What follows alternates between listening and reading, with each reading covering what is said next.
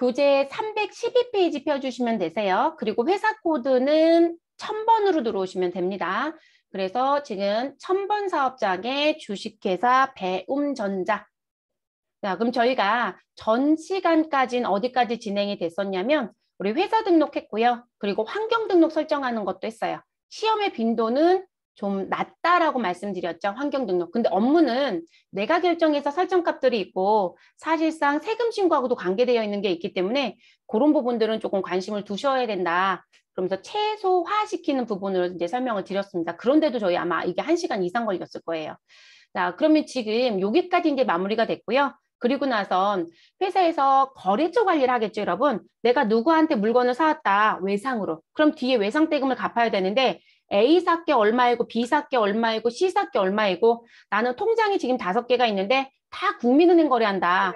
근데 보통 예금 통장이 3개이고 하나는 적금 통장이고 하나는 대출 통장이다. 그러면 여러분 은행 관리도 하셔야 되겠죠. 근데 은행 관리라고 하는 건 반드시 어떻게 관리한다? 계좌 번호별 관리한다. 이렇게 말씀을 드렸어요. 그러면 그런 관리를 하려면 프로그램을 쓰니까 우리가 손으로 쓸 때는 뭐 문구점에 가셔서 장부를 사서 옆에다가 라벨링을 하시고 거기다 막 쓰실 거라고요. 그러면 그렇게 이름표를 달아놓은 걸 열었을 때 보여야 되는 역할을 해줄 수 있는 부분이 필요하잖아요. 그게 무슨 부분이다? 거래처 등록이에요. 그래서 이 거래처 등록이라는 건 이런 의미세요. 내가 거래처 관리를 해야 된다. 그러면 그 부분이 사업자 등록번호가 있든 없든 관계없이 거래처 등록을 해서 관리하는 부분이세요. 저희 유동부채 수업할 때 여러분 제가 예수금 수업이 길었잖아요. 그럼 그 예수금 수업할 때 제가 뭐라고 말씀드렸냐면 자격증은 예수금이라는 부분에 거래처 관리 문제를 전혀 내고 있지 않다. 어느 시험도 없어요. 근데 일하러 가시면 이 예수금이 소득세 예수금인지 지방소득세 예수금인지 건강보험료 예수금인지 국민연금 예수금인지 우린 관리를 해야 된다고 했어요. 그러면 저희는 어디 가서 거래처 등록에 가서 국민연금공단, 건강보험공단, 고용보험공단 또 뭐 고용보험을 근로복지공단을 더 많이 쓰긴 해요. 근로복지공단 그리고 우리 회사 세무서가 땡땡 세무서 우리 회사가 지금 현재 지자체에 내는 세금은 구청이다. 그럼 무슨 구청 이렇게 써서 관리하겠죠. 근데 여러분 그 부분이 채권 채무라는 관점에서 누구한테 주는 돈이 아니라 우리 납부로 끝나는 돈이잖아요. 그런데도 불구하고 관리하더라는 거죠. 그래서 그런 게 필요하면 거래처 등록을 해라. 이렇게 보시면 되겠습니다. 근데 우리 시험은 뭐만 내고 있다? 여러분 우리 교재 점프할게요. 이건 이론 수업할 때 미리 봤던 부분인데요. 그거 먼저 얘기할게요. 우리 318페이지 잠깐 넘어가 보세요. 자, 318페이지에 가면 뭐가 되어 있다? 반드시 거래처 코드를 꼭 입력해야 합니다. 라고 하면서 나와져 있는 부분이 있을 거예요, 여러분. 그쵸? 그런데 이 부분은 무슨 의미다? 시험에서는 이 부분에 대해서는 거래처도 입력을 하라고 하더라. 그래서 당신이 거래처를 입력 안 하면 나는 점수를 안 줄 거야 라는 부분이에요. 그런데 분명히 제가 앞에서 이런 얘기도 했었거든요. 이거 설명드리면서 여러분 업무에 가시면 우리가 이자 비용 차변에 기록할 때 그 부분도 사실상 거래처 관리를 해야 될 거다라는 얘기도 했었어요. 왜냐하면 뒤에 세금 신고할 때 우리가 신고하는 세금 신고는 법인세, 개인이면 소득세, 그 신고를 했을 때 그 이자 비용을 가지고 뭔가를 계산하는 부분이 생길 때가 있어요. 그러면 내가 낸 이자의 평균 이자를 또 계산해야 되거든요. 그러면 내가 지금 은행에서 대출을 3군데서 받았다. 계좌도 3개다. 그럼 이자율이 다 같을까요? 달라요. 그게 섞여 있으면 안 되거든요. 그러면 거래처 코드 관리 안 하면 그걸 불러드릴 수 있다? 여러분 다 손으로 계산하시면 돼요. 얼마든지 손계산은 가능합니다. 근데 일이라는 건 줄이는 거지 일을 늘리는 게 아니세요. 그래서 그 부분도 그리고 시험에선 내지 않지만 우리 기부금도 반드시 무엇한다? 거래처 코드 관리 하시라고 했어요. 누구까지 넣어서? 사업자 번호까지 넣어서. 그리고 우리 선납세금에 대한 부분 정리할 때도 이자 수익에 선납세금에 거래처 걸어두시라고 했었죠. 네, 그 부분 무슨 신고할 때, 법인세 신고하실 때 미리 낸 세금에 대한 원천 납부와 관련된 서류 제출해야 된다고 했어요. 그런데 지금 여기 보시면 그런 얘기 한마디도 없잖아요, 여러분. 그러니까 이 부분은 무엇이다?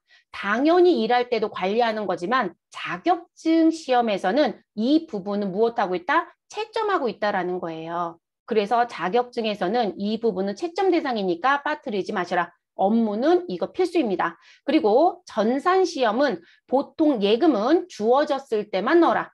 근데 시험 문제 풀어보면 은행이 잘 안 보인다. 근데 업무는 예금 통장 관리 반드시 하신다. 계좌, 번호, 별로. 그것도 말씀드렸죠. 그래서 실수하지 마셔라. 됐나요? 그래서 그 부분. 그래서 여기 아래쪽에 또 당구장 표시해드렸죠. 무슨 부분? 우리가 예금이라든지 가수금에 대한 부분도 실질적으로 관리하는 게 맞는데 전산세무회계는 시험지 지문에 표시가 되어 있으면 반드시 넣으시고 표시가 안 되어 있으면 패스하셔라. 근데 우리 이번에 FAT도 보자겠죠? 네, FAT는 시험지를 제가 드리겠지만 보시면 알겠지만 은행 이름이 100% 다 나와 있을 겁니다. 그래서 한 부분. 근데 AT도요. 계좌번호 별로 관리해야 되는데 그걸 내면 수검자들이 너무 어려워한대요. 왜냐하면 FAT까지 응시를 많이 하는 그 응시 대상자를 좀 보면 나이를 구분할 수 있잖아요. 여러분 주민번호 앞자리가 보이니까요. 근데 그거를 분포도를 보면 고등학생 응시율이 상당히 높아요. 근데 그 친구들한테 계좌번호별로 관리해라? 그걸 이해시키는 게 너무 어려운 거죠. 그러니까 국민은행에 갔더니 A 통장이 있고 B 통장이 있고 C 통장이 있으면 그거 각각 관리해야 되거든요. 근데 그걸 하라고 하는 부분 자체가 너무 어렵다는 거예요. 그래서 우리 보통 예금이 5개면 은행이 5개가 들어요. 그게 시험이에요, 여러분. 그러니까 AT조차도 계좌번호별로는 못 내는 거예요. 너무 어렵다라고 하니까. 그러니까 이게 난이도를 맞춰주고 싶은 거죠. 그래서 나는 보통예금 통장이 신한은행에도 하나 있고, 국민은행에도 하나 있고, 기업은행에도 하나 있고, 어떤 회사가 여러분 그렇게 보통예금 통장을 은행별로 만들었어요. 대체적으로 본인들이 거래하는 은행이 지정이 되어 있는 경우들 많죠. 대부분 주거래 은행들이 있단 말이에요. 지금은 뭐 주거래, 부거래 따지지 않지만 예전에 그런 것도 따졌거든요. 대출 심사라든지 이런 것 때문에. 근데 지금 그런 의미는 많이 깨졌어요. 근데 어찌됐든 본인들이 주로 거래하는 은행은 있거든요. 다만 거래처가 대금을 줄 때 우린 국민은행 거래 안 하니까 신한은행 통장 터주세요. 이렇게 얘기하는 분들이 계세요. 그러면 그건 진짜 그 거래처에서 돈 들어올 때만 써요. 근데 그런 경우들이 아니면 그렇게 다양한 은행을 가지고 있지 않거든요. 그래서 지금 업무적인 부분은 조금 생각을 해보셔라. 그래서 지금 제가 이걸 유튜브에 촬영해서 올려드리긴 하는데 그냥 성인들이 들었으면 좋겠어요. 그건 제 바람이죠. 이게 고등학생이 이거 올려져 있냐고 들으면 뭔 소리지 이럴 것 같긴 해요. 왜냐면 이게 대상에 따라서 이해도가 좀 달라서 저희 반 다 성인이시기 때문에 그래서 제가 고등학교 학생들 수업하시는 선생님이나 또는 저처럼 이렇게 강사 직종을 갖고 계신 분들 대단하다고 생각하거든요. 자, 들어가 볼게요, 여러분. 네, 그래서 그 부분은 읽어드리지 않아도 중요하다는 것만 인지해 주시면 되겠고. 자, 그러면 다시 312페이지로 돌아옵니다. 네, 돌아오셔서 우리는 프로그램에 들어가서요. 기초정보관리에 그리고 거래처 등록이라는 메뉴를 열어주세요. 그리고 그 메뉴에 가면 탭이 몇 개로? 3개로 들어오게 됩니다. 자, 그 탭이 일반거래처라는 탭, 금융기관이라는 탭, 그리고 신용카드라는 탭. 그래서 이렇게 3개가 구분이 되어 있고요. 지금 현재 세무사랑이라는 프로그램 또는 AT라는 프로그램, 결론적으로는 세무사랑과 스마트 A겠죠. 그 프로그램은 요 탭 구성이 같아요, 여러분. 그리고 요 탭 구성에 가면 여기 하단에 가면 몇 번부터 몇 번까지 써야 합니다라고 하는 무엇이 구간이 정해져 있어요. 그래서 이 구간이 벗어난 코드는 입력이 안 돼요, 여러분.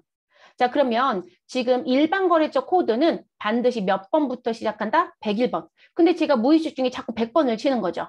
근데 등록이 계속 안 돼요. 아, 왜 이러지? 여기 밑에 보면 구간 정해줬잖아요, 여러분. 이 정해진 구간 코드만 여기서 쓸 수 있다고요. 그러면 어디에 가면 우리 금융기관이란 부분이 있겠죠, 여러분. 그럼 이 금융기관에 가면 여기 하단에 봤더니 뭐라고 써 있어요, 여러분? 우리 98,000번부터 99,599번까지 요 구간에서 쓸 수 있다. 이렇게 정해져 있죠. 자, 신용카드는 몇 번부터 시작한다? 우리 99,600번부터 시작한다. 이렇게 되어 있죠. 그래서 이렇게 번호의 체계가 정해져 있는 프로그램들은 그 번호 안에서만 등록이 된다라는 거 알아두셔야 되는 부분입니다. 그래서 그거 알아두시고요. 외우실 필요는 없어요, 여러분. 그래서 이 하단에 가면 뭐가 있다? 안내 메시지가 떠요. 그래서 뭐 팁이라는 거로 제공하거나 또는 뭐 메시지라는 거로 제공하거나 이렇게 제공되는 탭들이 있어요. 그거 활용하시면 되시는 거고. 자, 그래서 그렇게 쓰시면 되고 혹시라도 여러분들이 취업을 나가신데 ERP를 쓰는 회사에 갔다. 그럼 여러분 ERP 같은 경우는요. 더 좋은 프로그램 기준으로 말씀드릴게요.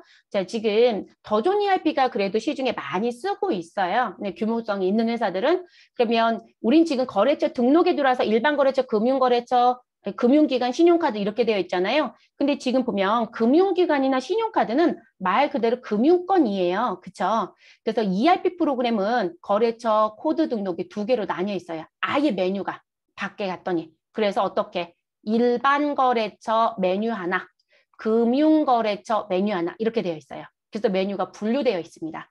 그리고 더 좋은 ERP 같은 경우는 코드 체계의 구간을 정해놓지 않습니다.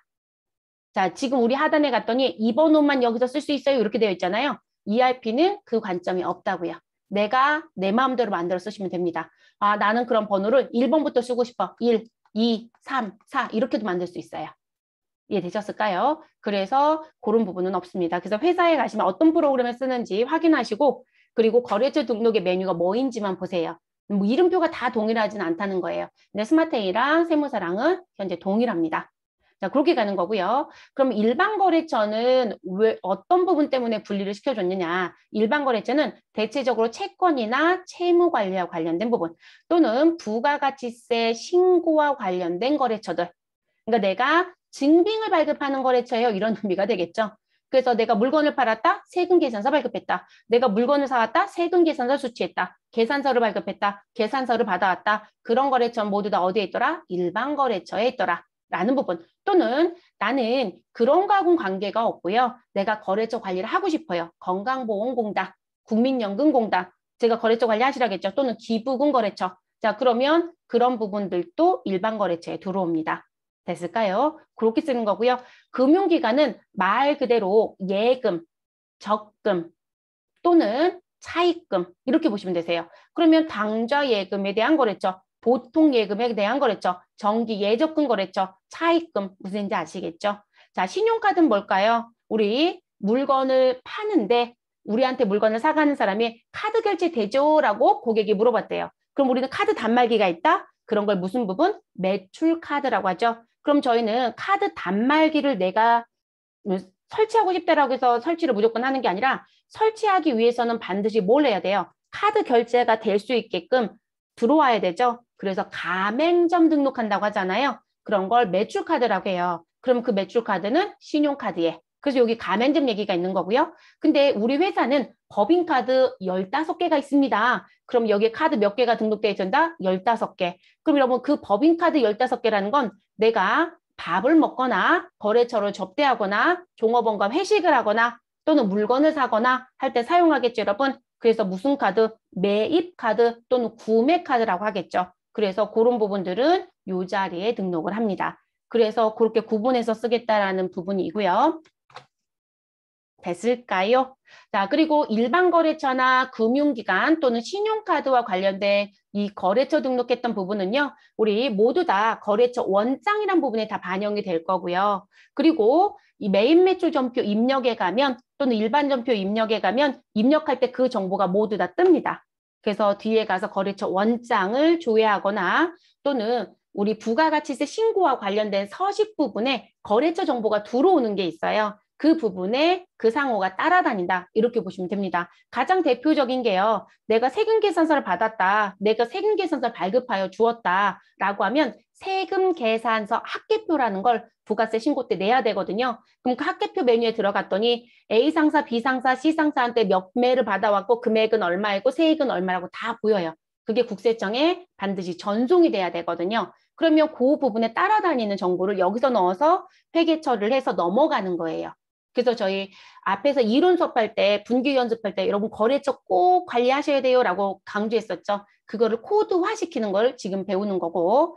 그리고 신용카드 같은 경우는 매입 매출 전표 입력이라든지 일반 전표에서 모두 다 써요. 그런데 매입 매출 전표 입력에서 사용하는 이 신용카드의 정보는 우리가 부가가치세 신고할 때요. 매출카드였다. 그럼 그 매출은 신용카드 매출전표 발행직계표란 서식이 있거든요. 거기에 반영이 돼서 들어갑니다. 그리고 내가 신용카드로 물건을 사왔다. 근데 부가세하고 관련이 되어 있어서 나는 부가세 신고 때 내겠다라고 하면 신용카드 매출전표 등 수령 명세서하고 관계가 있습니다. 그런데 시험은 지금 얘기하는 부가세 관련돼서 뭐 학계표가 있고 신용카드가 있고 뭐가 이런 얘기 해드렸잖아요. 그 부분은요. 세금 계산 학계표는 회계 1급에서는 회계급수에서는 조회 문제 정도까지밖에 안 나오고요. 그리고 신용카드라든지 관련돼서 발행직계표, 수령 명세서는 우리 세무 2급부터 시험 출제가 된다. 이렇게 보시면 되겠습니다. 그래서 출제하는 부분이 좀 달라요. 근데 반영되는 건 기본적인 것만 써드린 거예요. 그렇게 알아두시면 되겠고요. 됐을까요? 그러면 우리는 일반거래처부터 들어가 보도록 할게요. 요거는 이제 참조해서 보시면 되실 것 같고 저희는 실습 예제에 대한 부분 들어가겠습니다. 그럼 지금 거래처를 여러 개 드렸어요. 그쵸? 네, 이 여러 개 드린 거래처 저 다 같이 입력 안 할 거예요. 하나만 입력할 거고요. 나머지는 여러분이 다 추가 입력해 놓으세요. 추가 입력 안 해놓으시면 뒤에 가서 또 거래처가 조회가 안 되겠죠. 그래서 추가 입력 해놔주시고 그럼 지금 나와져 있는 부분에 거래처 부분을 보면 제가 코드를 어떻게 만들었는지 이제 설명하면서 같이 입력해 볼게요. 자, 다음 자료를 이용하여 주식회사 배움전자 1000번 회사에 일반 거래처 등록을 해달라라고 되어 있고요. 그리고 101번부터 우리 104번까지 하나의 구간이 있고 그리고 또 무슨 부분 201번부터 204번까지 하나의 구간이 있고 그리고 301번이 있네요. 자, 세무대리인 쪽 가신 분들은 이거 아무도 관리 안 할 거예요. 근데 여러분 일반 기업에 입사를 하셨고 프로그램 구입을 했다. 그래서 우리는 거래처 세팅을 해야 된다. 그럼 세팅하실 때 어떻게 하시는 게 좋냐면 지금 일정한 구간을 본인들이 나누세요. 그래서 우리는 100번대에 있는 구간, 100번대부터 200번대 구간까지는 지금 뭐로 가겠다? 우리는 매출처로 쓰겠다. 그러면 거래처 코드만으로도 매출처인지 매입처인지 구분이 되거든요. 그리고 매입처는 몇 번 구간부터 300번부터 시작해서 400번까지 쓰겠다. 이런 식의 관점. 또는 뭐 499번까지 쓰겠다. 이렇게 구간을 정하라는 거죠. 그러면 우리는 또 경비거래처도 있을 수 있어요. 그럼 경비거래처는 우리 500번의 코드부터 시작해서 쓰겠다. 이런 식의 관점들. 그래서 아예 코드를 만드실 때 색을 내놓으시면 내가 어떤 유형의 거래처로 쓸 건지 색을 내놓으시면 무슨 부분이 쉽다. 코드만으로도 매출처인지 매입처인지 경비인지 이런 관리가 되져요. 그건 관리적인 측면 때문에 알려드립니다. 이걸 꼭 해야 될 이유는 없어요. 근데 세무대리는 이거 못해요, 여러분. 네, 세무대리인 쪽은 왜 못하냐면 정보가 들어왔을 때 얘가 매출처인지 매입처인지 우리가 구분하기 어려워요. 그래서 세무대리인들은 그냥 101번부터 그냥 쫙 땁니다. 101, 102, 103, 104, 105 이렇게 가는 거죠. 왜냐면 시작 번호가 101번이었잖아요. 그래서 그냥 최초 번호부터 그냥 주르르 따진다고 보시면 되세요. 자, 그리고 또 하나 국세청에서 정보를 가져다가 우리가 사용하는 게 있어요. 세금계산서나 계산서는 전자로 발급을 하면 발급한 다음 날까지 국세청에 반드시 전송해야 된다는 법의 규정이 있습니다. 그래서 다음 날까지 대부분 다 전송이 되거든요. 그러면 그렇게 모여있는 한 달치 자료를 내가 국세청에서 내려받아서 프로그램에 무엇할 수 있다? 우리 정리할 수 있거든요. 네, 정리가 가능하세요. 근데 신규 거래처가 있더라. 새로운 거래처? 그러면 그 부분이 자동 등록이 돼요. 근데 그 자동 등록은 이런 걸 잘 맞추지 못해요. 그러면 그렇게 했을 때는 어떻게 되어 있냐면 우리가 코드 시작할 때 여러분 시작되는 번호가 있었잖아요. 그럼 101번부터 시작이죠. 근데 제가 코드를 만들 때 지금처럼 101번부터 시작하는 코드가 있었고 그럼 101번, 102번, 103번, 104번 그리고 우리는 매입처는 201번부터 하겠다. 201, 202 이 상태에서 정보를 가져다가 업로드를 시켰어요. 전표 처리 다 시키고 그랬더니 신규 거래처가 있네. 그런데 여러분 201번, 202번 그 다음에 이제 비어있다고 할게요. 그러면 지금 등록된 코드 중에 가장 빠른 번호가 뭘까요? 빈 번호 중에. 여러분 105번이 빈 거죠? 그쵸? 근데 그 거래처가 매출처가 아니라 매입처래요. 그래서 나는 203번으로 하고 싶었던 거거든요. 그런데 그런 식으로 자동 등록을 해버리시면 그건 컴퓨터가 일을 못해요. 그래서 컴퓨터는 무슨 부분? 비어있는 번호, 등록되지 않은 번호 중에 우리 일률적으로 순서적으로 이렇게 쭉 번호가 부여되잖아요. 그 번호 중에 비어있는 것 중에 가장 빠른 번호로 자동 등록이 돼버립니다. 네, 알고 쓰셔야 되겠죠? 그래서 그런 부분은 또 안 된다는 거. 그래서 세무대리는 그런 관리 하나도 안 하는 거고 기업은 대부분 이런 관리를 또 하는 데가 있어서 말씀을 드렸습니다. 시험은 오타만 내지 마세요. 네, 오타만 안 내면 점수 감점은 없습니다. 그럼 등록하러 들어가 보시죠. 자, 101번 들어가 볼게요. 코드 자리에서 101 누르시고 엔터 하시면 넘어옵니다. 그런데 코드 자리 체계가 5자리예요. 그래서 101을 넣으면 00이 자동으로 붙습니다. 그러니까 여러분들 0010을 치실 이유는 없습니다. 자, 거래처의 이름은 주식회사 뭐로 넣어주셔라? 성진입니다. 그래서 주식회사 성진 넣어주시고요. 그리고 이 유형은 선택은 의무가 없습니다. 내가 지금 등록한 성진이 나 매출거래처여서 유형을 매출처로 넣어놓고 추후에 사용을 해볼게 라고 하시면 선택을 하시는 거고요. 아, 우린 그런 거 구분 안 할 거고요. 그냥 구분 없이 무작위로 가겠다. 그럼 그냥 다 동시에요. 무슨 지 아시겠죠? 시험은 요즘에 동시로 넣는지 매출로 넣는지 매입으로 넣는지 선택을 해줍니다. 그러면 그거는 요건 맞추셔야 돼요. 주어져 있는 요건 충족 안 하면 감점. 자, 그럼 저희는 매출로 가자라고 했으니까 1번 매출. 자, 사업자 등록번호라는 게 있죠. 101 그리고 하이픈은 넣지 않습니다. 81 10339라고 넣어주시면 됩니다. 이것도 회사 등록 때 말씀드린 것처럼 이런 번호들은 제가 입력에 오류가 있었다 또는 번호가 잘못되어 있다라고 하면 입력했을 때 적색 경보가 나와집니다. 그럼 반드시 확인하셔서 지금처럼 적색이 나오지 않게끔 해주셔야 되고요. 자, 여러분 누르지 마세요. 누르지 마시고 요거 확인만 시켜드릴게요. 자, 여기 보시면 NTS 사업자 등록 상태 조회라는 게 있어요. 저는 이거 업무에서는 사용하라고 권장하고요. 시험은 어떤 경우도 누르지 않습니다. 자, 이건 무슨 얘기시냐면 제가 성진하고 이번에 거래를 했습니다. 그런데 이 성진한테 거래를 한다면 제가 성진한테 사업자 등록증 팩스를 받을 거예요. 또는 거래명세서라든지 세금계산서 정보에 의해서 이걸 등록을 할 거거든요. 근데 대체적으로 신규 거래처이고 계약서를 썼다 그럼 계약서에 사업자 등록증은 첨부하는 게 좋아요. 그러면 그거에 의해서 거래처 등록을 했겠죠. 근데 이 회사가 현재 정말로 사업을 하고 있는지 그리고 부가가치세법상 과세사업자인지 면세사업자인지 개인인지 이런 게 궁금해요. 그러면 요 NTS라는 버튼을 누르면 우리 회사 등록에 저희 회사 사업자 번호가 있잖아요. 그럼 국세청 서버로 자동 연결이 됩니다. 그리고 거기서 무슨 부분? 현재 이 사람은 일반 과세자이며 사업 중입니다. 라고 얘기합니다. 또는 이 사람은 간이 과세자이며 이렇게도 나오고요. 근데 상대편이 저한테 거래하자라고 연락이 왔어요. 근데 성진하고 저희가 몇 년 동안 일을 하다가 한 2년 동안 거래가 없었어요. 근데 오랜만에 저희한테 발주서를 주고 물건을 사가겠다고 연락이 온 거죠. 근데 들리는 소문에 성진 요즘에 어렵다는데 라는 얘기가 있었어요. 그래서 저는 이 회사가 현재 사업을 하고 있었는지가 궁금하다라면 이렇게 공백기가 있었다라면 자, 요 버튼 누르시고 들어갔더니 휴업이라고 되어 있어요. 여러분 휴업한 회사한테는 돈도 못 받을 수 있고요. 세금계산서 발급 못 해요. 무슨지 아시겠죠? 그러면 그 회사는 다시 역으로 얘기하셔야 돼요. 아니 내가 보려고 본 건 아니지만 라고 얘기하거나 또는 이게 영업부 담당자가 있을 거니 영업부 담당자 불러서 얘기해 주세요. 지금 얘네 휴업 중이다. 근데 지금 오더가 왔다고 반드시 다시 확인해봐라고 얘기하셔야 돼요. 그러니까 물건도 내보내시면 안 되시고 그리고 그런 회사에 세금계도 발급하시면 세금계산 발급도 인정이 되지 않습니다. 그래서 그런 걸 확인할 수 있는 게 사업자 등록 상태 조회 버튼이에요. 그래서 업무자들은 이렇게 기능을 만들어주는데 본인들이 국세청에 들어가서 조회하고 있거든요. 그냥 이거 누르시면 돼요. 누르시면 됩니다. 그래서 가능한 부분. 됐죠? 네, 시험은 안 내니까 넘어가도 되겠습니다.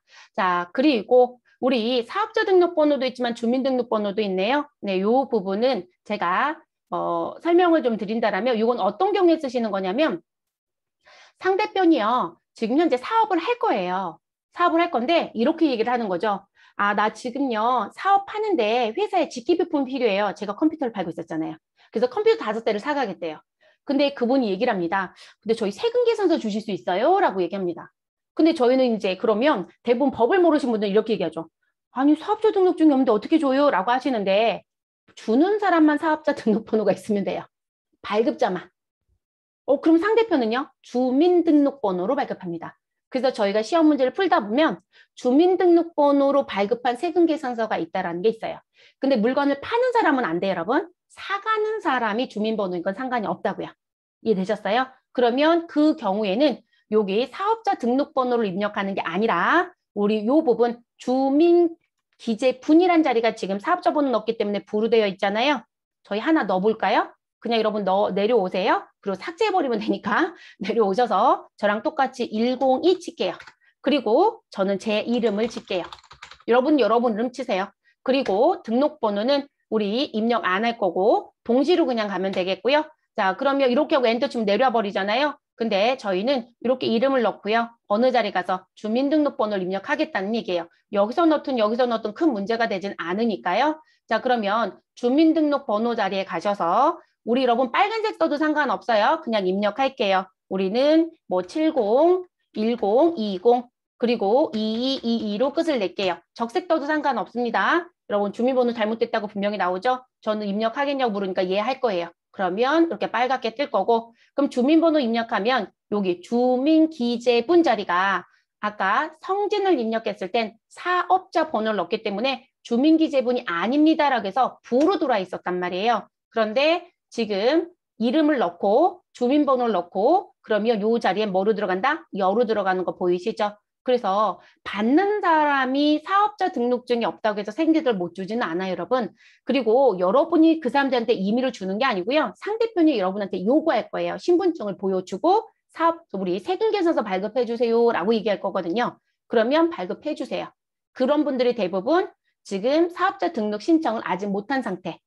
또는 일정한 준비가 돼야만 사업자 등록이 가능한 데가 있어요. 학원업 하시는 분들은 일정한 부분에 허가가 있어요. 허가가 떨어지기 전까지는 우리 세무서에 가서 사업자 등록 못해요, 여러분. 그러니까 지금 그 학원업을 하는 분들이 학원을 꾸며야 될 거 아니에요. 그러니까 직기비품을 먼저 산단 말이에요. 그러면 이분들이 당연히 경비 인정도 받아야 되고 자산 처리도 해야 되고 부가세 혜택도 봐야 되니까 뭘 달라고 할 것이다. 세금 계산서 주세요라고 얘기할 수 있거든요. 그러면 그때 주민번호를 불러주면 그거를 하시면 된다고요. 근데 신분증 정도는 받으세요. 그리고 카피를 뜨시고요. 그리고 이 주민번호를 요구했을 때 반드시 확인하실 게 대표이사인지 확인하세요. 네.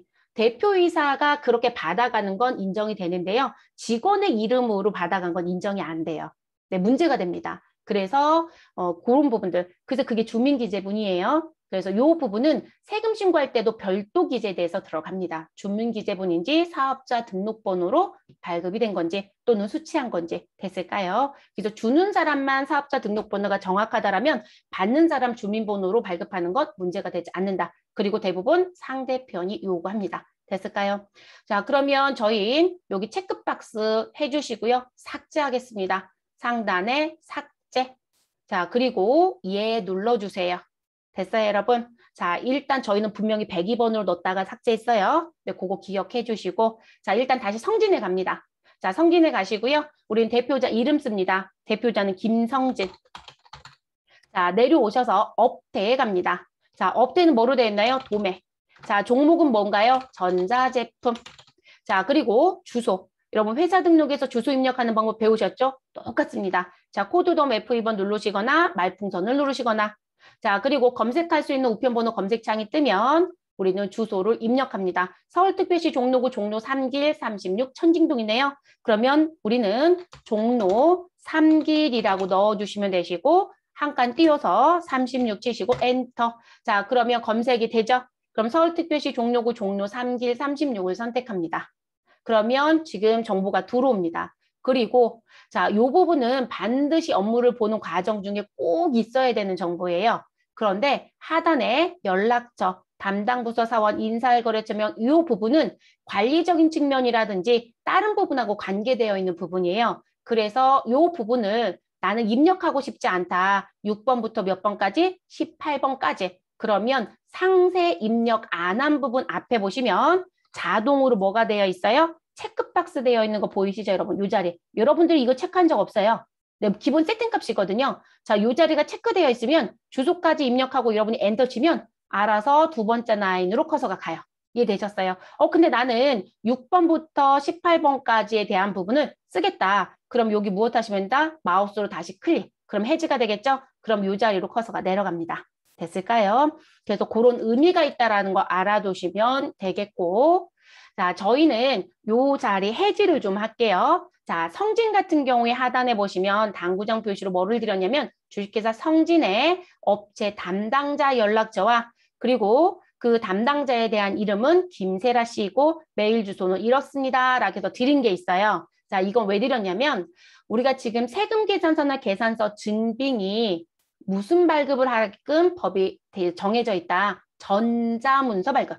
그래서 전자세금 계산서 전자계산서 이렇게 부르는 거예요. 그러니까 똑같은 세금계산서 양식에 전자문서라는 것 때문에 앞에다 전자점만 붙인 거거든요.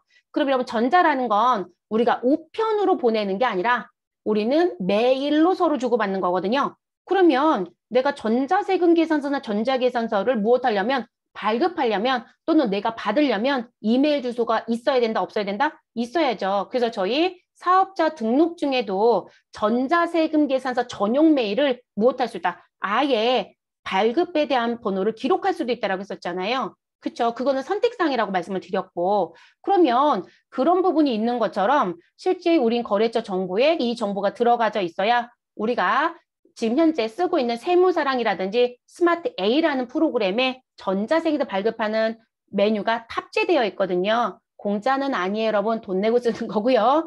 국세청에서 발급하는 것만 공짜예요. 그러면 이 프로그램을 쓰겠다라고 하시는 분들은 이 부분에 이메일 주소가 들어와야죠. 이해되셨을까요? 자, 시험은 내면 입력합니다.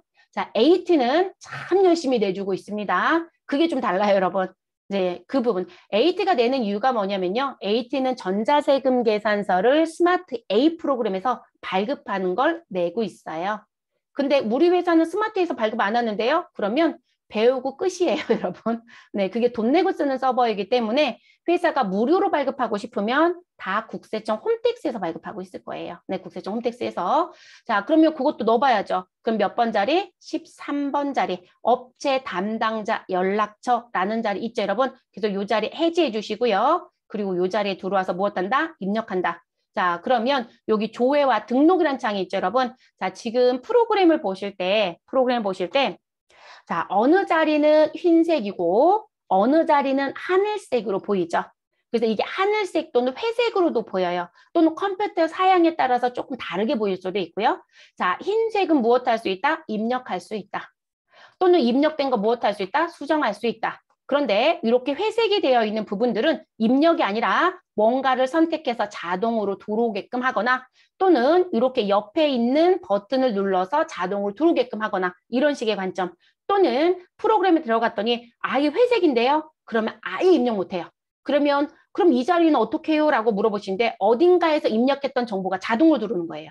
그럼 결론적으로 어딘가에서 들어오는 거라고 하는 그 자리를 찾아서 입력을 해야 쓸 수 있는 거지 그 자리에선 작업할 수 없어요. 그래서 우리가 프로그램을 사용하실 때 꼭 기억해 주실 건 지금 회색이나 흰색으로 되어 있는 또는 비활성화되어 있는 부분은 못 쓴다는 의미예요. 또는 어디서 갖고 온다는 거, 옆에 버튼이 있다는 거 이렇게 보셔야 됩니다. 직접 입력이 안 된다는 표현으로 이해하실 것. 그럼 지금 우리 업체 담당자 연락처는 조회 등록이라는 아이콘 있죠, 여러분? 요걸 눌러서 입력을 합니다. 그러면 클릭해 주시면 되시고요. 그럼 창이 들어오죠. 참 많이 등록할 수 있네요. 저희는 쓰려고 넣는 거니까 사용. 자, 담당자 이름은 김세라. 자, 담당자 전화번호, 내선번호, 휴대폰 번호 넣으실 거면 넣으시면 되고요. 업무에선 대부분 넣습니다. 저는 안 넣을 거예요. 자, 우리는 엔터. 담당자 메일 주소는 우리 북이라고 치시면 되겠네요. BOOK라고 넣어주시면 되시고요. 그리고 베스트 빌.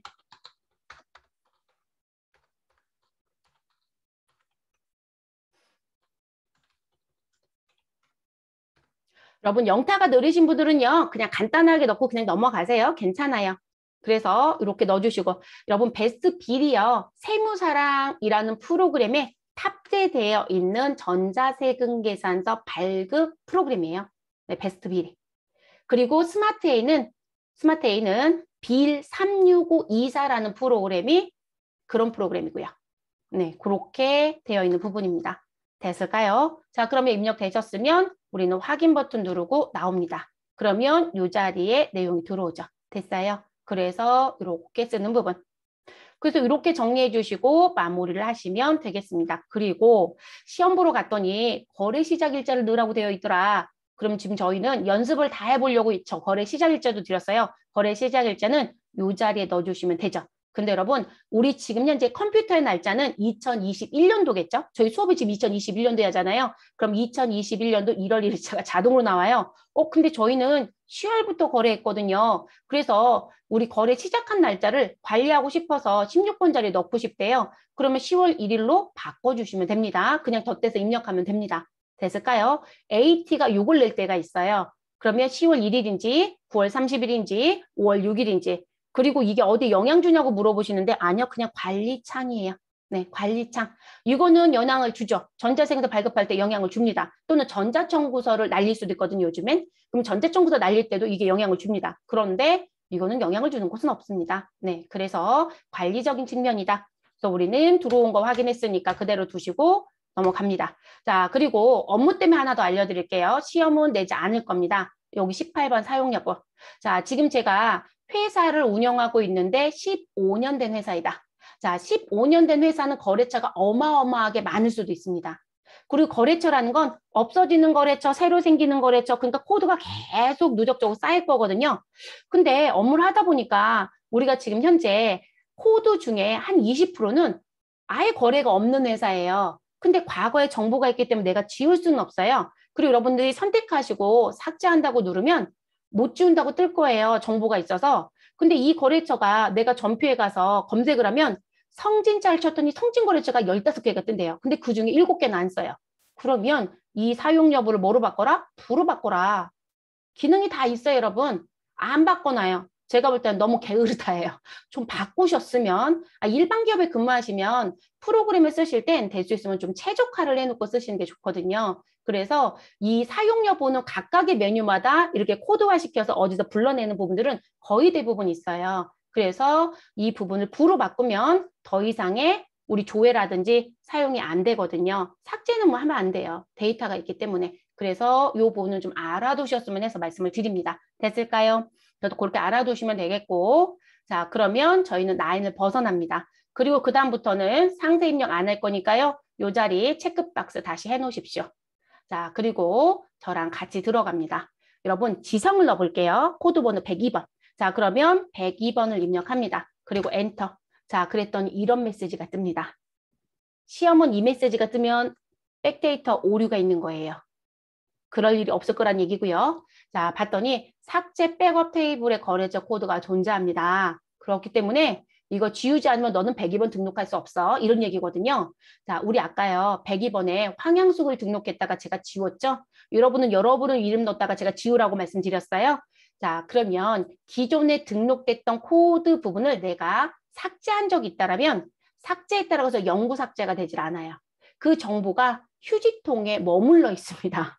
무슨 얘기인지 아시겠죠? 전표도 삭제를 하면 휴지통에 머물러 있어요. 그 휴지통에 기능들이 있어요. 그게 삭제된 데이터입니다.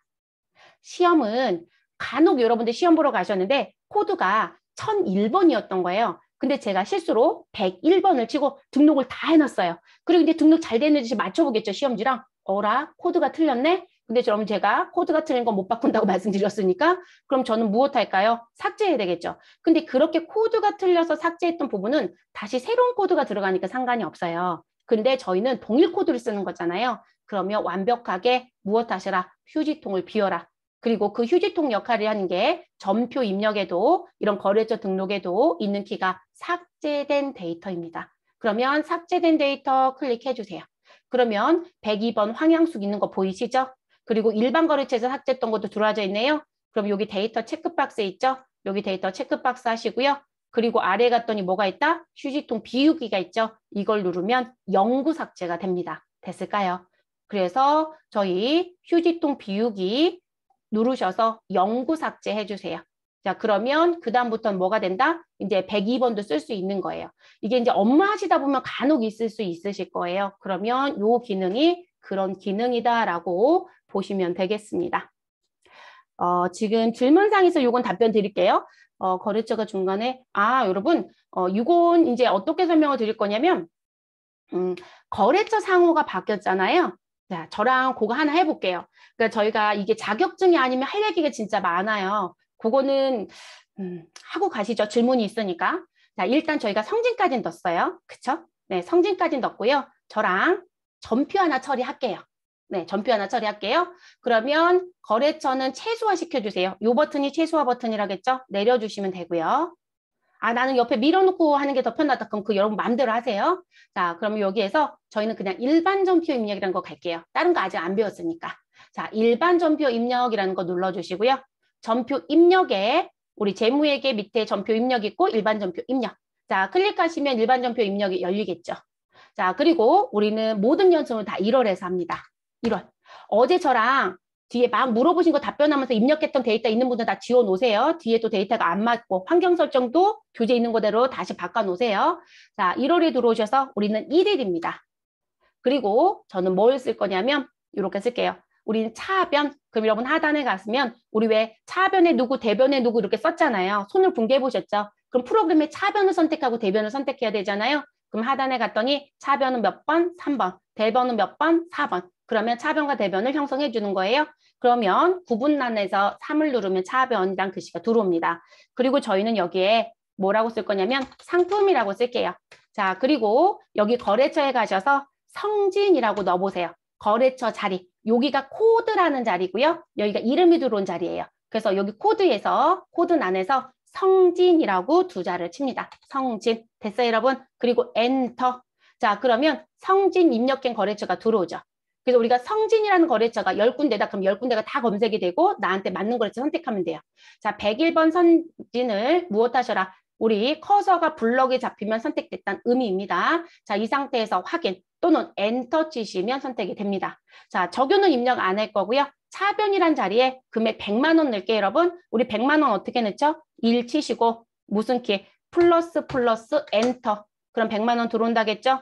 그리고 여러분 차변만 치고 났더니 제가 빨갛게 뜰 거라고 했었죠? 차변과 대변의 금액이 맞지 않으면 지금 위쪽에도 너 차변과 대변 금액 안 맞아서 차액 떴네. 아래쪽에도 차액 100만 원이 있어 라고 뜨죠. 그래서 실제 프로그램에선 내가 실수하지 않으면 대차 차익이 안 맞는 일은 없어요, 여러분. 자, 그러면 이렇게 해서 정리가 끝났습니다. 여러분 차변이 있으면 당연히 대변이 있어야 되잖아요. 저희 같은 날짜이다 엔터. 그러면 복사 기능이 있다고 했죠? 자, 그리고 대변에 넣을게요. 대변은 몇 번 치자? 4번. 그럼 숫자 4를 누르면 대변이 들어오죠. 자, 저희 외상매입금 갈게요. 자, 외상매입금은 251번입니다. 그냥 넣을게요, 여러분. 자, 거래처는 성진을 따라가고 싶어요. 그러면 여러분 무슨 키를 눌러주시면 되냐면 우리 코드 번호 101번이 보이죠? 그럼 101번을 누르면 코드가 바로 나오겠죠. 뭐 내가 코드를 알면 바로 치면 돼요. 모르면 한글로 검색하면 돼요. 됐을까요? 자, 그래서 이렇게 들어오고요. 그리고 이 프로그램의 좋은 점보다 차변에 100만 원이 들어가 있네. 무슨지 아시겠죠? 그러면 대변에 100만 원이 어디까지 거래처랑 계정 과목들 넣으면 자동으로 형성이 됩니다. 자, 이건 스마트에이도 있어요, 여러분. 그런데 대부분 스마트에이가 이거 없는 줄 알고 아주 쌍욕을 하면서 수업을 하시는 분도 있더라고요. 프로그램을 몰라서 그런 거고요. 있습니다. 그래서 이번에 그거 교육 버전에 아예 자동 설정 값을 넣어줬으면 좋겠다고 저희가 실제 프로그램 개발자를 만나기도 하거든요. 그래서 요청을 드려놨는데 모르겠어요. 반영이 될지는. 워낙에 이걸 모르시니까 프로그램을 모르시니까 안 되는 줄 아세요. 실무자들도 몰라요. 근데 자동 형성 키가 있어요, 여러분. 어디에? 환경 설정에. 어디 메모해 놓으세요, 여러분. 이렇게 차대를 자동으로 두를 수 있는 키도 스마트에 있다. 그리고 환경 설정에 있다. 취업 나갔는데 기억이 안 난다. 저한테 연락하세요. 알려드릴 테니까.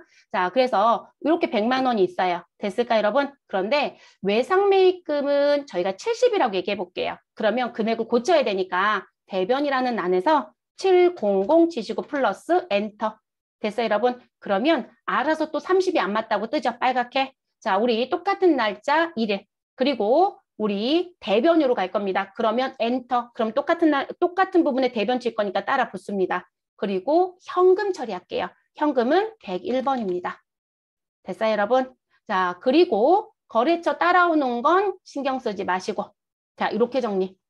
됐을까요? 그러면 이렇게 정리를 했어요. 그러면 저희는 벌써 거래처 입력을 해놨네요. 자, 우리 거래처 등록 메뉴 여세요. 자, 거래처 등록 메뉴 열어주시고 됐을까요? 거래처 등록 메뉴 여시고요. 자, 우리 데이터 삭제하는 것부터 일단 보여드려 볼게요. 지금 분명히 입력된 정보가 있어요. 근데 저는 성진을 지우고 싶어요. 제가 아까 사용 여부라는 거, 부로 바꾸라는 걸 분명히 설명드렸는데 지우고 싶다. 그럼 데이터를 체크하시고 그리고 상단에 삭제 버튼이 있죠. 자, 삭제를 누릅니다. 그랬더니 한 개의 데이터를 삭제하겠냐라고 물어보네요. 저는 할 거예요, 여러분. 그러면 우리는 지금 얘를 눌러볼게요. 얘 누르시면 이렇게 나오죠. 너 지금 이거 쓰고 있어. 그래서 안 돼. 그러니까 여러분 사용 중인 거래처는 내가 임의로 삭제 못해요. 그래서 그리고 또는 이게 과거 정보가 있을 때도 그럴 수 있기 때문에 무슨 부분 이 자리를 부로 바꿔놓고 쓰셔라. 그게 제일 좋은 방법이다 말씀드렸고 자 그리고 지금 이미선님이 아마 물어보신 부분이 있는데요. 이게 아마 지금 저한테 DM으로 보내다가 다시 전체 질문으로 바꾸셨는데 이 거래처가 중간에 바뀐 거래처 이름이 바뀌는 경우가 있어요. 그러니까 사업자 등록증이 변경됐다고 저희한테 팩스를 넣어주거든요. 그래서 봤더니 다른 정보는 다 같은데 주식회사 성진이 주식회사 진성으로 바뀐 거예요. 그럼 여러분 다른 정보는 다 같잖아요. 그러면 원래 국세청에서는 상호로 관리하는 게 아니고요. 사업자 번호로 관리해요. 그리고 법인 등록번호로. 그렇기 때문에 그런 경우에는 코드를 다시 따시는 게 아니라 여기 주식회사 성진이라고 되어 있는 거래처를 진성으로 바꿔요. 자, 저희 같이 바꿔볼게요. 자, 그러면 우리는 이 자리에서 덧대서 치면 되죠. 가로 열고 주식회사 진성이라고 넣어주세요. 주식회사 진성 됐을까요? 제가 다른 종목은 다 갔다 오겠습니다. 자, 이렇게 했고요. 그리고 나서 일반 전표 입력은 열어놨거든요. 그쵸? 저랑 똑같은 날짜 하나 더 들어갈게요. 자, 엔터 치시고 우리 차변 눌러주시고 우리 251번 선택하시고 그리고 코드 돔에서 2번은 F2번 눌러볼게요. 그럼 진성으로 들어오네요. 또는 그냥 ES키 눌러 닫아보세요. 그리고 우리는 이번엔 진성으로 검색하겠죠. 됐을까요, 여러분? 그럼 이제 문제점이 뭘까요? 내가 물건을 사올 때는 성진이었는데 돈을 줄 땐 진성으로 바뀐 거예요. 그러면 이제 바뀐 최종 거래처 진성으로 관리를 하는 게 맞거든요. 그러면 저희는 어떻게 하냐 이거예요. 지금 이렇게 정보를 바꿔놨는데 자, 이게 무슨 기능이 있냐면 저 이거 그냥 취소하세요, 여러분. 자, 이 부분에 이 상호가 바뀌어서 바뀐 상호로 관리를 해야 되잖아요. 그러면 이 부분은 여기 앞에 체크박스를 무엇하시고 선택을 해주시고 그리고 상단에 전표 변경이란 키 찾으셨어요. 전표 변경. 못 따라오신 분 없죠?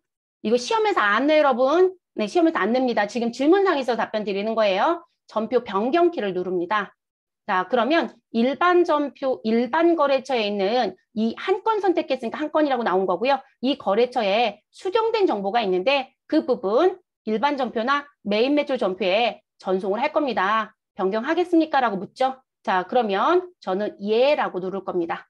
됐어요? 전표 전송 완료라고 나올 거고요. 자, 그럼 지금 현재 이 상태에서 저희 바뀐 정보 보고 싶잖아요. 메뉴를 열어놓으면 열어놓은 상태에서는 절대 바뀌지 않아요, 여러분. 그럼 나갔다 들어와야 바뀐 걸로 볼 수 있겠죠? 또는 상단에 가면 이렇게 조회라는 키들이 있어요, 여러분. 이 조회. 이 조회라는 건 기존에 있었던 데이터를 불러오거나 또는 새로 바뀐 정보를 다시 읽힐 때 쓰는 키예요. 자, 그러면 조회라는 거 눌러주세요. 진성으로 바뀌어요, 안 바뀌어요? 바뀌죠? 됐어요. 이렇게 바꾸시는 거예요. 됐을까요? 네. 그러니까 다시 한번 말씀드리지만 이건 자격증은 관계가 없습니다. 업무예요, 업무. 업무에서만 이렇게 쓰시는 부분이고 자격증은 손댈 일이 없어요, 여러분. 네. 그래서 이렇게 씁니다. 그럼 저희는 다시 주식회사 진성을 다시 누구로 바꿔줘요? 성진으로 바꿔놓으세요. 자, 그래서 주식회사 성진으로 바꿔놓습니다. 그리고 무슨 부분? 여러분 사업자 번호가 바뀌었다고 하시던데요 라고 하신 분들 계세요. 사업자 번호가 바뀌었다라고 하면 여러분 새로운 사업이에요. 그 경우는 관계가 없겠죠. 그 경우는 코드를 무조건 다시 따셔야 되겠죠. 네, 그 경우는 다시 따시는 게 맞아요. 왜냐면 우리가 일반적으로 같은 회사인데 사업자 번호가 바뀌었다는 경우는 들어오지 않아요, 여러분. 사업자 번호가 바뀌는 경우는 없어요. 만약에 바뀌었다라고 하시면 그 사람이 기존에 개인 사업자인데 100% 면제를 하다가 과세가 추가가 되면서 과세사업자로 바뀌어서 번호 체계가 바뀔 수는 있지만 그런 경우가 아니시면 절대로 사업자 번호가 바뀌지 않아요. 그러면 바뀌었다는 부분이 아니라 이 사람이 또 하나의 회사를 차린 게 될 거예요. 그 경우는 당연히 회사 코드를 무엇 하신다? 새로 만드신 게 맞는 거죠. 네, 새로 만드신 게 맞고요. 됐을까요? 네, 이렇게 들어갑니다. 자, 우리 일반 전표에 입력한 건 데이터 선택하시고 삭제해 주세요. 네, 삭제. 자, 그래서 이렇게 넣어주시면 됩니다. 그러면 내가 삭제한 게 있으면 똑같은 코드 못 넣는다는 거 보여드렸고 그리고 우리 거래처 상호가 바뀌었다. 그럼 그냥 바꾸기만 하시라. 이거 시험 문제는 전송까지는 안 내요, 여러분. 그러니까 시험에서 제발 이거 누르지 마시라고요. 왜냐면 거래처 등록된 부분에 정보가 바뀐 게 있어서 바꾸라는 문제가 나와요. 그런데 지금 제가 아까처럼 성진이었는데 진성으로 바뀌었대요. 그럼 변경은 하시는 거죠. 대표이사가 바뀌었대요. 변경해 주시면 되죠. 주소가 바뀌었대요. 변경하시면 돼요. 그런데 시험에서는 이거 누르면 안 된다고요. 안 누르시는 거예요. 절대 손대지 않습니다. 업무는 하시는 게 맞지만 시험은 바꾸고 3점 가져오면 끝이에요. 그래서 절대 손대지 마실 것. 그래서 업무만 그렇게 하셔라. 됐나요? 그래서 그렇게 입력하시면 됩니다. 나머지 부분은 모두 다 입력을 해놔 주시면 되겠습니다. 그리고 저희는 그 다음으로 넘어갈게요. 이거 입력 안 해놓으시면 안 돼요, 여러분. 입력 안 해놓으시면 뒤에 전표 입력할 때 거래처 하나도 안 들어와요. 그래서 입력 모두 다 해놓으셔야 되세요. 그래서 꼭 해놔 주실 것.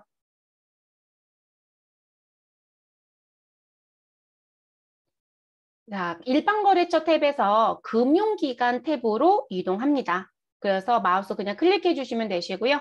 사전에 말씀드렸던 것처럼 우리 시작하는 번호가 98,000번이란 번호부터 시작한다는 것만 숙지해 주시면 되겠고요. 그리고 여기선 시험 목적상으로 중요한 건 여기 유형이란 부분이에요.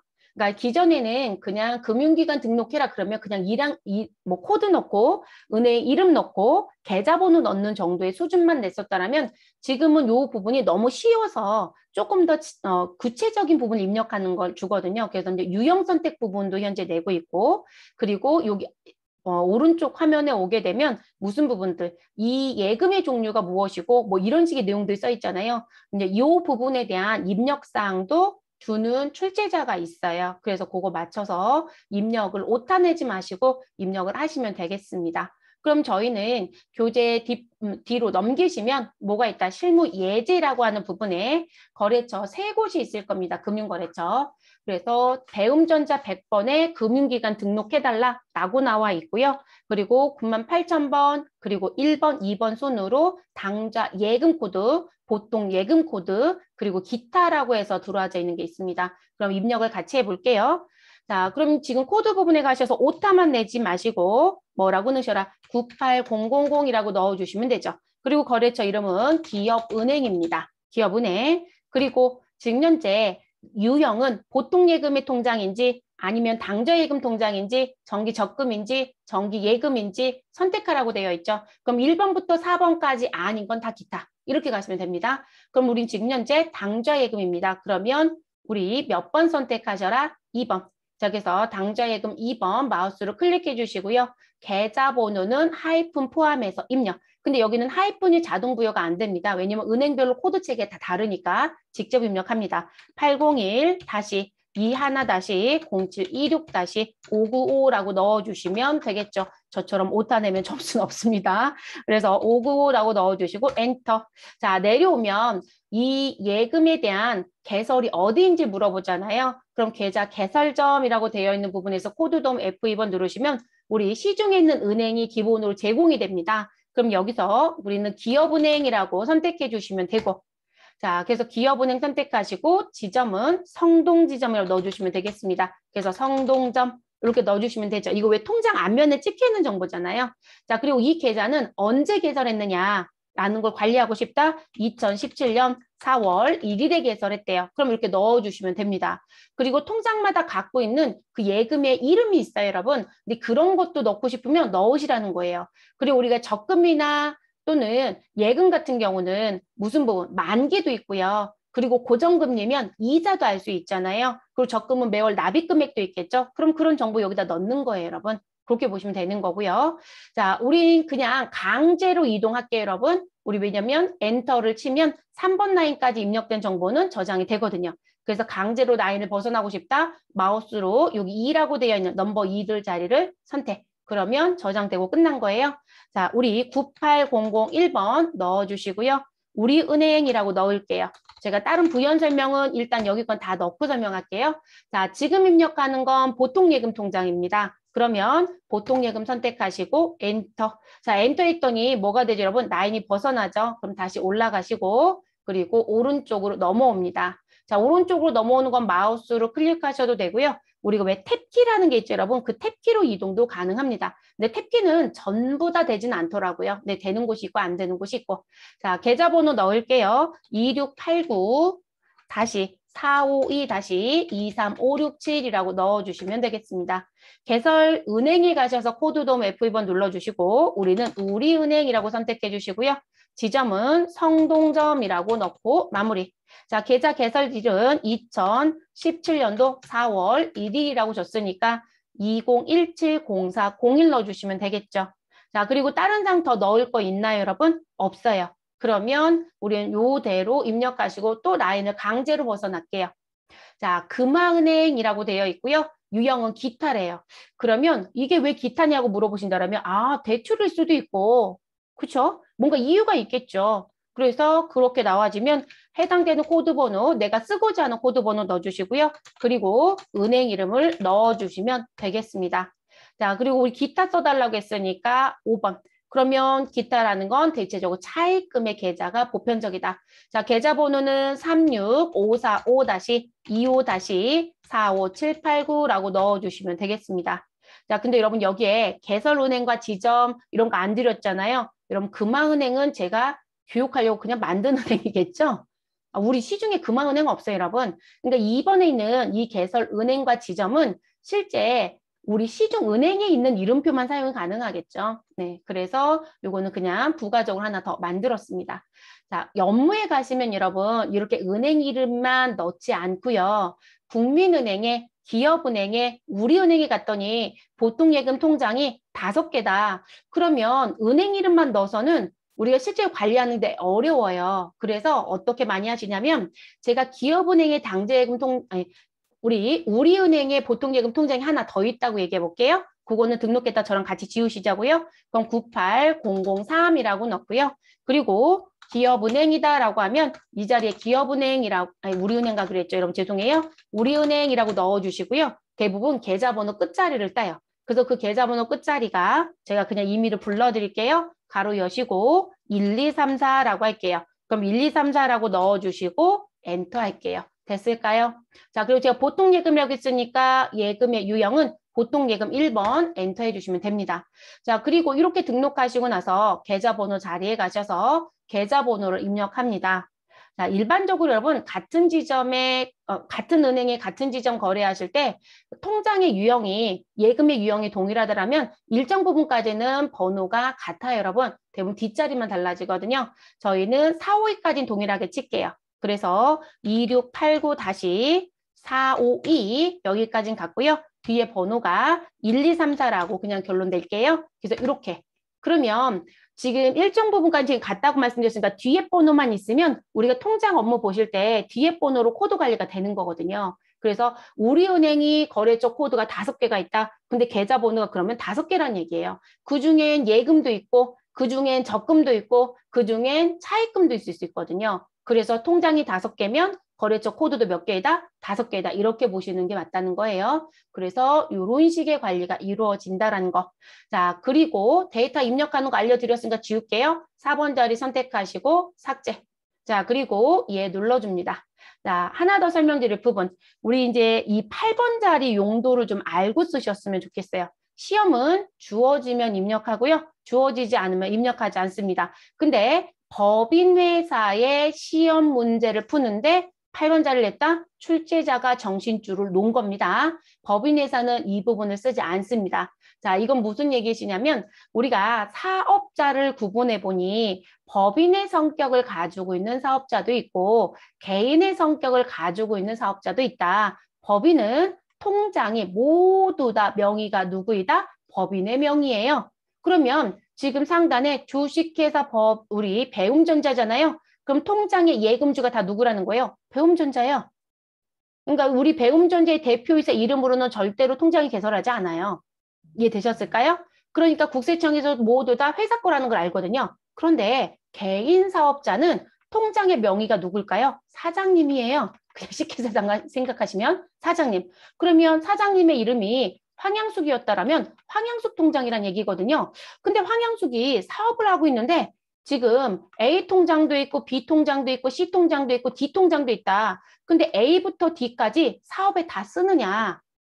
아니더라는 거죠. C하고 D는 황양숙이 개인적으로 그냥 쓰는 통장이에요. 그리고 A하고 B만 사업과 관련된 통장이래요. 자, 그러면 이런 부분들이 있었다라면 반드시 세무서에 사업용 계좌와 관련된 거라고 신고를 하셔야 되거든요. 그러면 여기다 등록했을 때 사업용 계좌 엮어주셔야 돼요. 이해되셨을까요? 그리고 이 사업용 계좌가 아주 영세한 개인 사업자도 이 신고를 해야 되느냐? 아니요. 안 하시고요. 누구만 신고하시면 된다? 우리 앞에도 이런 수업했을 거예요. 기초 수업할 때 우리가 개인 사업자 같은 경우는 모두 다 복식회계를 하지 않아요. 우리가 규모가 작은 사업자들은 그렇게 안 해도 괜찮다. 증빙관리만 잘하면 된다. 이런 얘기 했었습니다. 그러면 개인 사업자는 규모에 따라서 무슨 부분이 있더라? 간편장부를 쓴다는 사람이 있고, 아이고, 간편 장부를 쓴다는 사람이 있고, 그리고 간편 장부를 쓰지 않고 반드시 뭘 해야 된다? 오, 너는 복식부기 해야 돼. 이렇게 아예 법에서도 복식부기 용어를 써요. 자, 복식부기를 해야 된다. 이렇게 얘기합니다. 간편 장부보다 규모가 커진 거예요, 여러분. 이해되셨어요? 그래서 이건 업에 따라서 규모의 기준 금액은 다릅니다. 누군가는 4,800이라고 주장하고, 누구는 7,500이라고 주장하고, 누구는 1억 5천이라고 주장하더라. 업을 보세요, 업을. 그래서 내가 하고 있는 업의 성격이 뭐냐에 따라서 기준 금액이 다르다. 그래서 그 기준 금액이 넘어가면, 너는 복식이야. 이렇게 얘기를 합니다. 그럼 복식은 반드시 회사의 사업과 관련된 계좌를 어디에 신고한다? 국세청에 신고를 반드시 합니다. 언제요? 종합소득세 신고할 때. 저 이거 신고 안 했는데요? 가산세 내시면 됩니다. 가장 쉬운 방법이에요, 여러분. 가산세 내시면 되고요. 그리고 더 재밌는 건 그 계좌에서 돈이 나간 것만 경비 인정이 돼요. 그러면 말 그대로 국세청에 신고를 해야 되는데 신고도 안 했고 신고도 안 한 통장에서 돈이 열심히 급여도 주고 거래처 대금도 주고 인정된다 안 된다? 안 된다고요. 그럼 이제 사태는 더 커지는 거예요. 그래서 그때 쓰는 게 이 8번이에요. 그러니까 법인은 그 의미가 없어요. 법인은 카드도 만들 때 벌써 너 법인 카드야 라고 찍혀 나오고 통장도 법인 이름으로 되어 있기 때문에 실제 그런 의미를 따지지 않지만 개인 사업자는 이걸 따져야 되는 부분이에요. 그래서 반드시 내가 복식부기 의무자가 되는 기준에 도달했다라면 그 부분은 그 신고 때 들어갑니다. 그러면 2021년도 개인 사업자에 대한 종합소득세 신고는 다음 연도 2022년도 5월에 할 겁니다. 그럼 5월 달에 신고할 때 벌써 내가 복식부기자인지 아닌지 알아요. 그러니까 2021년도 수익금액 정리가 될 거니까 그랬더니 복식부기에 도달이 됐대요. 그러면 그 복식부기 도달된 해에 종합소득세 신고할 때 요 신고도 같이 들어가야 된다는 거예요. 계좌 신고도. 하나를 신고하든 두 개를 신고하든 세 개를 신고하든 그건 상관없어요. 본인이 선택하시는 거니까. 중간에 추가하실 수도 있어요. 그래서 들어가는 부분 됐을까요? 그리고 이 복식부기가 더 커지면 그들은 뭐라고 얘기한다? 너는 성실한 사업자인지 아닌지 내가 보겠어. 그래서 성실신고 사업자라고 넘어가게 됩니다. 그럼 규모가 더 커집니다. 이해됐을까요? 이 성실신고 사업자는 통장 들어오고 나간 것까지 다 관리해야 되고요. 그리고 내용들 다 비교합니다. 그래서 가끔 이 얘기를 합니다. 성실신고 할 바엔 그냥 법인으로 갔으면 이렇게 얘기하거든요. 그런데 개인 사업자를 고집하는 이유가 있어요. 개인 사업자는 회사 돈을 마음대로 넣었다 뺄 수 있죠. 법인은 안 돼요. 분명히 안 된다고 얘기했습니다. 가지입금 얘기할 때. 그런 부분이 있기 때문에 고소하신 분들이 있어요. 그래서 이 8번 자리는 업무 때문에 알려드리는 거고 시험은 안 낼 겁니다. 우리는 법인으로 시험 보고 있잖아요. 만약에 이 시험 문제를 회계 2급에서 냈다라면 올바른 시험 문제죠. 회계 2급은 개인 사업자로 시험을 보거든요. 그러니까 맞는 문제예요. 그래서 이제 이 부분도 알아두셨으면 해서 말씀을 드렸습니다. 됐을까요? 그러니까 오타만 내지 마세요, 여러분. 시험은 오타만 보는 거예요. 말 그대로. 정보 다 주고 오타 안 내면 3점 주는 거예요. 그래서 그렇게 가는 부분이고, 자, 신용카드 가겠습니다. 신용카드. 자, 신용카드 탭으로 이동을 좀 해주시고요. 자, 그리고 예제 부분에 봤더니 우리 카드 등록은 현재 2개 해달라고 드렸어요. 그래서 배움전자 1000번 회사에 카드 등록해달라. 그래서 99,600번에는 매출의 카드를 그리고 99,700번에는 매입의 카드를 무엇해달라? 등록해달라라고 얘기를 하네요. 그러면 저희 이 부분에 들어가서 입력을 해볼게요. 자, 코드 자리에 99,600번을 입력하시고 자, 거래처에는 카드사를 넣는 겁니다. 또는 카드 이름을 넣습니다. 우리 매출카드는 카드사 가맹약정을 하죠. 그래서 BC카드를 받을 수 있다. 그럼 BC카드사에 가맹약정을 했을 거예요. 그래서 누구는 BC카드라고 부르고 누구는 BC카드사라고 얘기하는데 상관없어요, 여러분. 그거로 문제가 되는 건 없으니까 저희는 매출은 가맹약정 용어 그대로 가져올게요. 기업 카드사로 가겠습니다. 그래서 기업 카드사라고 넣어주시면 되고, 자, 그리고 우리 매출이다, 매입이다, 매출. 그래서 우리 회사에는 단말기가 설치되어 있다. 그러면 유형을 매출로 선택해 주시고요. 그럼 여러분 이게 매출이라는 건 우리 단말기 부분인 거니까 우리 뭐가 필요하다? 가맹점 번호가 필요합니다. 그거는 우리가 정하는 게 아니고요. 가맹 약정을 쓰시면 거기서 번호가 부여져요. 그래서 그 단말기에 그게 입력이 되고 그리고 그런 매장에서 이런 결제를 하면 가맹점 번호가 영수증에 찍혀 있잖아요. 근데 그걸 여기다 입력해서 관리하라는 거예요. 자, 그리고 난 기업카드사 사업자 등록번호도 넣어서 관리하고 싶다? 마음대로 하세요. 왜냐면 저는 카드 쪽에는 사업자 번호 넣는 거 별로 권장 안 하거든요. 아무 쓸모가 없어요. 쓸 데가 없거든요. 자, 그래서 저는 내려올게요. 가맹점 번호는 반드시 넣어야 됩니다. 자, 그래서 56893265 칩니다. 그리고 가맹점 번호는 과거에 등록한 분들은 8자리인데요. 최근에 등록한 건 9자리도 있고요. 자릿수가 계속 늘어나요. 네, 그거에 맞춰 넣어주시고요. 자, 그리고 지금 무슨 부분? 기명, 직불, 죄송해요, 여러분. 옆으로 이동해서 읽어드릴게요. 직불, 기명식, 선불, 전자지급 수단에 해당이 되는지 그렇지 아니한지 선택하라는 부분이 있어요. 네, 이 부분은 저희는 해당 사항이 있다라고 하면 여로 가고요. 해당 사항이 없다라고 하면 그냥 부로 두시면 되겠습니다. 이게 무슨 얘기시냐면 우리가 카드라는 부분을 들어가서 봤더니 우리 왜 선불카드의 형태를 띠고 있는데 전자적 선불카드인 거예요. 그 부분이 저희가 세금 신고를 할 때 별도 구분해서 신고하게 되어 있어요. 그래서 너가 매출이 일어났는데 신용카드 매출이니? 아니면 현금 영수증 매출이니?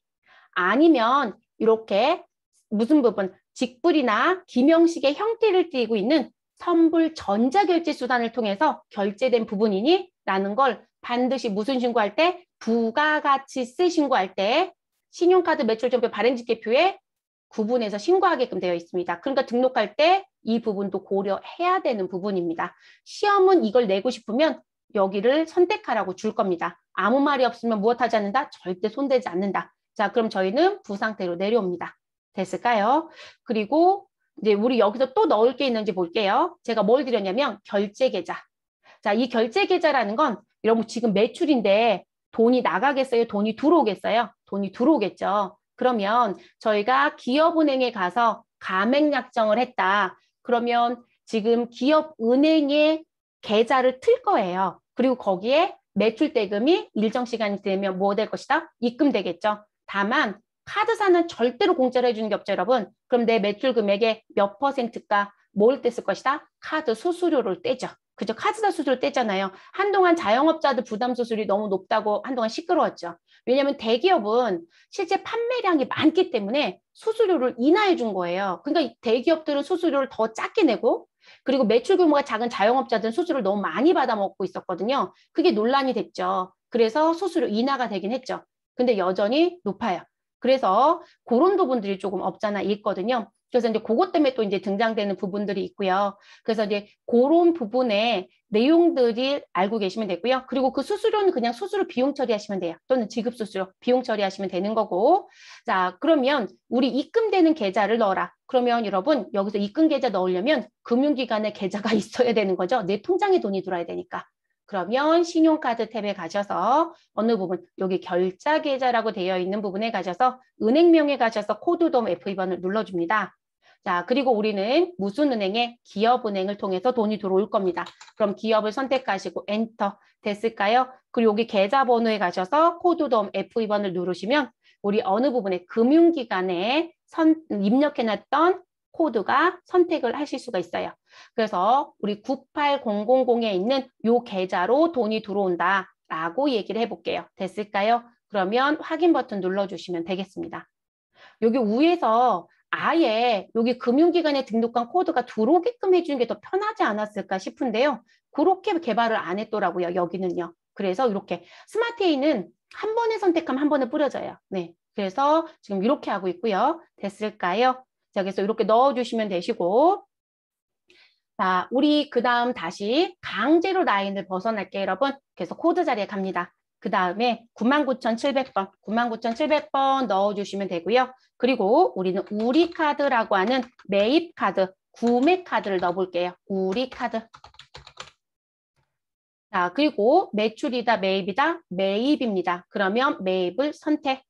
자, 그러면 매입 카드 같은 경우는 여러분, 아까 매출 카드로 선택했을 땐 가맹점 넣으셔야 됩니다라는 자리가 활성화가 되고, 그리고 그게 요런 수단인지를 꼭 확인해 달라고 했단 말이에요. 근데 매입 카드 같은 경우는 가맹약점이 아니라 내가 은행에 가서 뭐 카드를 발급받아 와서 그걸 업무 때 쓰는 거잖아요. 그래서 매입, 구매 이렇게 얘기하는 거거든요. 그러다 보니까 카드 번호 몇 자리? 16자리. 여러분들 왜 카드 갖고 계시죠? 그러면 뒤나 앞면에 네 자리 하이픈, 네 자리 하이픈 이렇게 되어 있죠? 그 16자리. 자, 그런데 카드 번호 입력하실 때 하이픈 빠뜨리시면 안 됩니다. 이게 국세청 전자신고할 때요. 그 하이픈이 들어가는 경우가 있어요. 근데 하이픈이 빠져 있으면 모두 다 오류가 떠요. 그래서 카드 번호는 반드시 하이픈을 꼭 넣는다. 자, 그럼 지금 주어져 있는 거 그대로 칩니다. 9408 다시 0000 다시 그리고 3481 다시 0019라고 넣어주시면 되겠죠. 됐어요, 여러분? 자, 그리고 카드 종류에 가서 봤더니 일반 카드가 있고 복지 카드가 있고 사업용 카드라는 게 있습니다. 저희는 뭐로 가자? 사업용 카드로 가자라고 드렸어요. 자, 그리고 이 카드를 누가 가지고 있느냐? 우리가 일반적으로 법인은 내가 지금 현재 우리 카드를 발급한다. 하나 발급 안 해요. 왜냐면 회사에서 관리부에서도 갖고 있어야 될 게 있고 그리고 대표이사한테 하나 나눠줄 것도 있고 그러다 보니까 카드 개수가 여러 개 필요하거든요. 그럼 우리 카드에서 법인카드 발급 신청할 때 거기다 매수 몇 개 할 거냐라는 걸 물어보거든요. 저는 7매 이렇게 쓸 수 있어요. 그럼 7매가 한꺼번에 나옵니다. 재밌는 건 그런 카드는 앞에 12자리까지는 카드 번호가 같아요. 그리고 뒤에만 1년 번호를 부여해 줍니다. 그래서 뒤에 4자리만 달라요. 그러면 하나는 대표이사, 하나는 상무이사. 무슨지 아시겠죠? 그래서 여기다가 소유 담당자를 넣어놓으면 무엇이 가능하다? 관리가 가능해요. 그것도 하나의 방법입니다. 그래서 그렇게 쓰실 수 있다는 거 알려드렸고 그리고 그렇게 7개 카드는요. 카드 번호는 7개이지만 뒤에만 다른 7개이지만 사실상 카드라고 하는 부분에 거래처는 한 곳이에요. 그래서 이제 뭘 물어보시냐면 카드가 7개면 여기다 카드 번호별로 7개를 넣어야 되느냐 아니면 그냥 대표번호 하나만 넣고 끝내도 되냐 이런 걸 물어보세요. 자, 여러분 국세청에는요. 카드 번호별로 집계가 되지만 그거는 동일한 카드로 취급이 되실 수 있어요. 무슨 카드로? 사업용 카드로. 이렇게 취급이 되고 있기 때문에 그냥 단일 하나로 넣어주셔도 문제가 되진 않아요. 근데 나는 카드 번호별 별도 관리하겠다. 사람별 별도 관리하겠다. 그럼 카드 7개 등록하시는 게 맞습니다. 청구서 올 때요. 우리 카드라는 부분에서 청구서가 들어올 때 카드 번호별로 집계를 다 따로따로 해서 한꺼번에 묶어서 들어와요. 네, 다 따로따로 청구합니다. 그래서 같은 데니까 같이 오는 것뿐이에요. 그래서 그렇게 정리가 되는 부분. 그럼 저희는 지금 현재 사원 등록한 적 없으니까 소유 담당자는 쓸 수가 없으니까 신규 등록하는 거 이런 건 안 할 거예요. 자, 우리 돈 나가는 계좌만 넣을게요. 결제 계좌. 그러면 우리 은행명에 가셔서 코드 덤 F2번 눌러주시고 이번엔 우리은행 갈게요. 그러면 우리은행 선택해 주시고요. 그리고 계좌번호 자리에서 코드 덤 F2번 눌러주시고 그리고 우리은행 선택하신 다음에 확인 눌러주시면 되겠습니다. 자, 그리고 나서 제가 아까 왜 카드는 수수료 뗄 수 있다는 얘기 했잖아요. 네, 그런 부분들이 있으시면 수수료라든지 결제일이라든지 그런 거 넣어주시면 되겠습니다. 근데 구매 카드 같은 경우는 수수료는 없을 거고요. 결제일 관리만 할 거고 우리 무슨 뭐 매출 카드 같은 경우는 수수료라는 것도 하겠죠. 결제일자는 안 나요. 반면에. 왜냐하면 내가 일정 기간에 카드 매출이 일어나면 일정 기간에 맞춰서 카드 대금 계속 들어오거든요. 네, 매출 대금이. 그렇기 때문에 결제일은 대부분 안 하죠. 매입만 하죠. 됐을까요? 자, 이렇게 해서 이제 정리가 됐습니다. 그런데 한 가지 설명을 할게요. 시험은 지금 저희가 실무예제 준거대로 줄 거예요. 그럼 오타만 내지 않으시면 무엇 할 수 있다?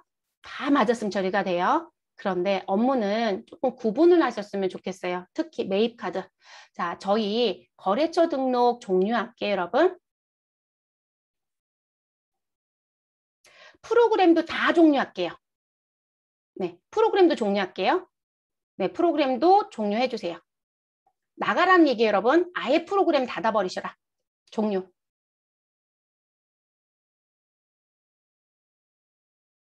됐을까요? 네. 자, 그렇게 되셨으면 그 상태에서 저희 다시 프로그램 들어갈게요. 그럼 프로그램 더블 클릭하시고요. 여러분, 저희가 지금 회계 1급으로 들어왔잖아요.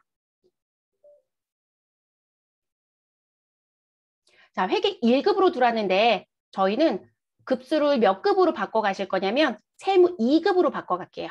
급수를 제가 지금 바꿔버리는 거예요. 자, 요 메일 카드에 대한 업무 유의사항이 있고요. 국세청에서 잔소리처럼 하는 게 있어요. 그런데 실무자들이 너무 많이 안 지키고 있고 지금 2021년도니까 2020년도. 자, 2020년도 하반기 부가가치세 신고와 관련돼서 내려올 때 권고서가 내려왔어요. 제대로 좀 하라는 얘기겠죠. 자, 그러면 그거 설명을 좀 드리고 갈게요. 자, 그 부분은 지금 설명드리고 세무 때 한 번 더 얘기할게요. 근데 세무 때는 제가 되짚는 거로 아는지 물어보는 거로 그냥 끝낼게요. 자, 회사 코드는 동일한데 여기 종목 선택만 세무 2급으로 바꿔주셔라. 그리고 회사 코드는 1000번으로 갑니다. 자, 1000번으로 들어가시고 그리고 앞에서 뭐 말씀드렸었냐면 우리가 지금 입력하고 있는 요 신용카드는 부가가치세 신고하고 모두 다 관계가 좀 있습니다. 라고 말씀을 드렸단 말이에요. 근데 이 메이카드가 자꾸 신고가 잘못되고 있다라고 국세청이 얘기하고 있는 실정이에요. 그리고 제가 앞에서 이런 말씀을 드린 적이 있어요. 무엇을 말씀드린 적이 있냐면 회사가 카드를 발급을 받는데 내가 7개를 발급받았어도 회사 규모가 크면 이 7개 가지고 업무를 다 진행하기 어렵다. 그러다 보니까 법인카드 가지고도 사용을 하고 법인카드를 사용도 하고 그리고 종업원들한테 당신들의 카드를 가지고 경비를 좀 쓰시고 임직원 카드, 이건 개인 카드 여러분. 그러면 이 카드로 경비를 좀 지출하시고 그리고 청구를 들어오라고 해요. 근데 이 법인카드 쓴 거와 임직원 카드 쓴 건 우리가 부가가치세 신고할 때 모두 다 영향이 받을 수가 있어요. 그리고 이 부분에 부가가치세가 있었다. 그러면 국가한테 저 부가세 부담했던 거 돌려주세요라고 하는 매입세 공제 신청도 가능합니다. 우리가 접대비만 법인카드 쓰시면 돼요. 접대비는 어떤 경우도 임직원 카드는 인정이 안 돼요. 아예 법령에 써 있어요. 법인카드 쓰라고. 그래서 그 경우 빼고는 다른 부분의 지출은 종업원의 카드를 쓰고 경비 처리하시고 그리고 매입세 부분이 있었다 해서 공제받겠다 그거까지 다 된다고요. 대신에 신고하실 때 구분은 하셔야 돼요. 그러면 그 구분을 내가 신고서에 가서 뜬금없이 그렇게 하는 게 아니라 이 거래처 등록에서 하시는 거예요. 거래처 등록에서. 그러면 저희가 지금 거래처 등록에 들어갈 때 제가 무슨 카드라고 얘기했냐면 사업용 카드라고 했어요. 그럼 사업용 카드는 법인카드는 국세청에 법인카드라고 아예 보인다겠죠, 여러분? 그래서 무조건 사업용 카드로 검색이 돼요. 근데 임직원 카드는 우리 연말정산 자료에 모인다고 말씀을 드린 적이 있어요. 그러니까 이건 사업용 카드로 인식이 안 돼요. 그러니까 그 부분은 카드 16자리 번호까지 기록된 정보가 들어와야 돼요. 어디다 남용하겠다는 얘기가 아니라. 그래서 여기 신용카드를 등록할 때 어떻게 해야 된다. 반드시 이 부분의 성격을 바꿔주시라는 거. 그러면 자 내려오셔서요. 저희 등록했다 지울 거예요. 99,000 우리 800번으로 등록할게요. 그리고 우리는 무슨 카드 쓸 거냐면 국민카드 쓸게요. 국민카드라고만 넣어주시고요. 국민카드. 자, 그리고 카드 번호는, 카드의 유형은 매입으로 좀 선택해 주시고요. 그리고 카드의 번호는 여러분 적색이 뜨든 이 번호 맞냐고 오류가 뜨든 우리 무시할 거예요. 1234-1234- 이렇게 해서 16자리 채워주세요. 1234-1234-1234-1234 됐어요, 여러분? 그리고 엔터. 자, 그랬더니 번호 잘못됐다고 얘기하죠? 그래도 입력하겠네요. 할 거예요. 네, 저희는 잘못돼도 상관없습니다. 자, 그리고 카드의 종류는 사업용 카드가 아니라 종업원의 카드예요. 그러면 우린 뭐라고 선택한다? 일반이라고 선택을 합니다. 그래서 법인카드는 반드시 사업용 카드로 신고하고 그리고 요 사용한 건 국세청의 사업용 자료로 100% 모여 있다라는 거. 그리고 임직원 카드로 쓴 건 우리가 매입세 공제를 받을 거고 뭐 이런 부분을 신경을 써야 된다면 종업원한테 카드 16자리 반드시 알려달라고 하시고 근데 종업원은 찜찜해요. 근데 그거 경비 처리하고 우리 신고할 때 써야 되는 부분이어서 필수입니다. 알려주세요라고 얘기하시면 됩니다. 그래서 알려달라고 하시고 요 자리를 뭐로 선택한다? 일반으로 선택합니다. 일반. 이해되셨어요? 자, 그럼 저희는 일반으로 들어갑니다. 자, 요 자리에 일반. 그러니까 시험은 사업용을 내면 사업용을 넣고요. 일반을 내면 그냥 일반 넣으세요. 아무 부연 설명 없어요. 무슨 지 아시겠죠? 자, 그래서 이렇게 넣어주시고요. 우린 라인 벗어날게요. 됐어요?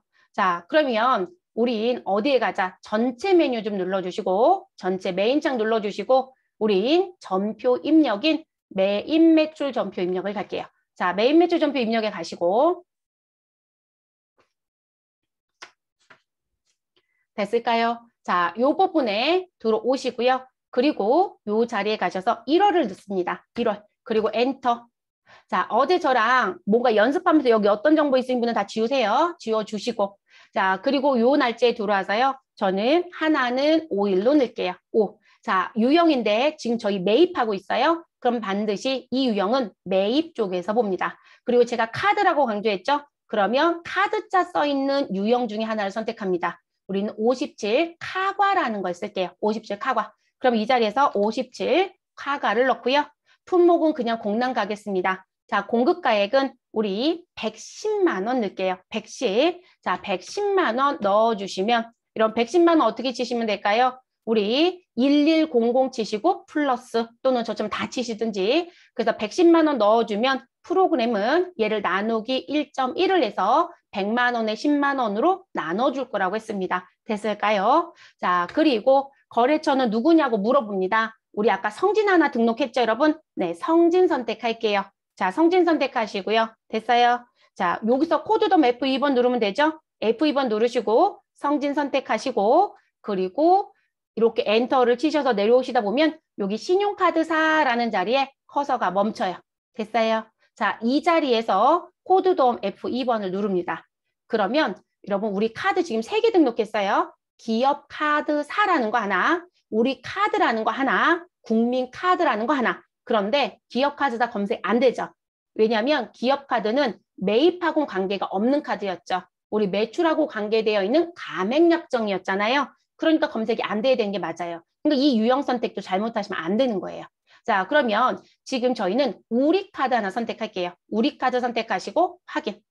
됐어요, 여러분. 그리고 분계는 카드는 4번 쓸게요. 여기 4번 카드라는 분계 유형 있죠? 네, 이 자리에서 숫자 4 눌러줍니다. 그러면 우리 무슨 부분? 원재료가 들어오고 부가세 대급금이 들어오고 대변은 알아서 미지급금이 들어올 겁니다. 그리고 우리 카드라고 빨갛게 띄어져 있죠. 우린 카드사한테 돈 갚아야 되거든요. 됐어요? 자, 여기까지 정리가 하나 됐습니다. 자, 하나 더 넣을게요. 라인을 그냥 강제로 벗어날게요. 마우스로 클릭. 자, 일자 안에 가셔서 날짜 바꿔갈게요. 10일. 자, 그리고 우린 똑같이 57 카과. 자, 그리고 공급가액에 가셔서 110만 원 넣습니다. 1100 플러스 엔터. 자, 거래처는 성진을 가겠습니다. 101 치시면 되겠죠?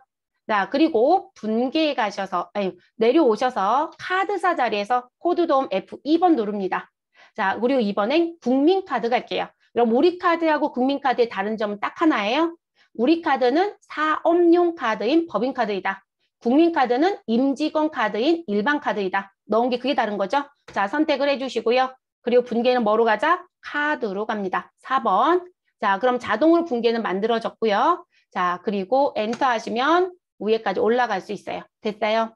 자, 그럼 지금 똑같은 상황인데 카드만 다르게 입력한 거예요. 자, 이 상태에서 저희가 어디로 갈 거냐면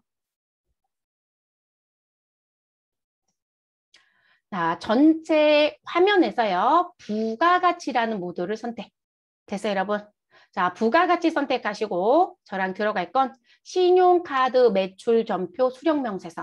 자, 부가가치세라고 되어 있는 자리에 내려오시면 네 번째 신용카드 매출 전표 수령 명세서입니다. 또 매출 집계표 가지 마시고 수령 명세서. 자, 클릭해 주시면 되고요.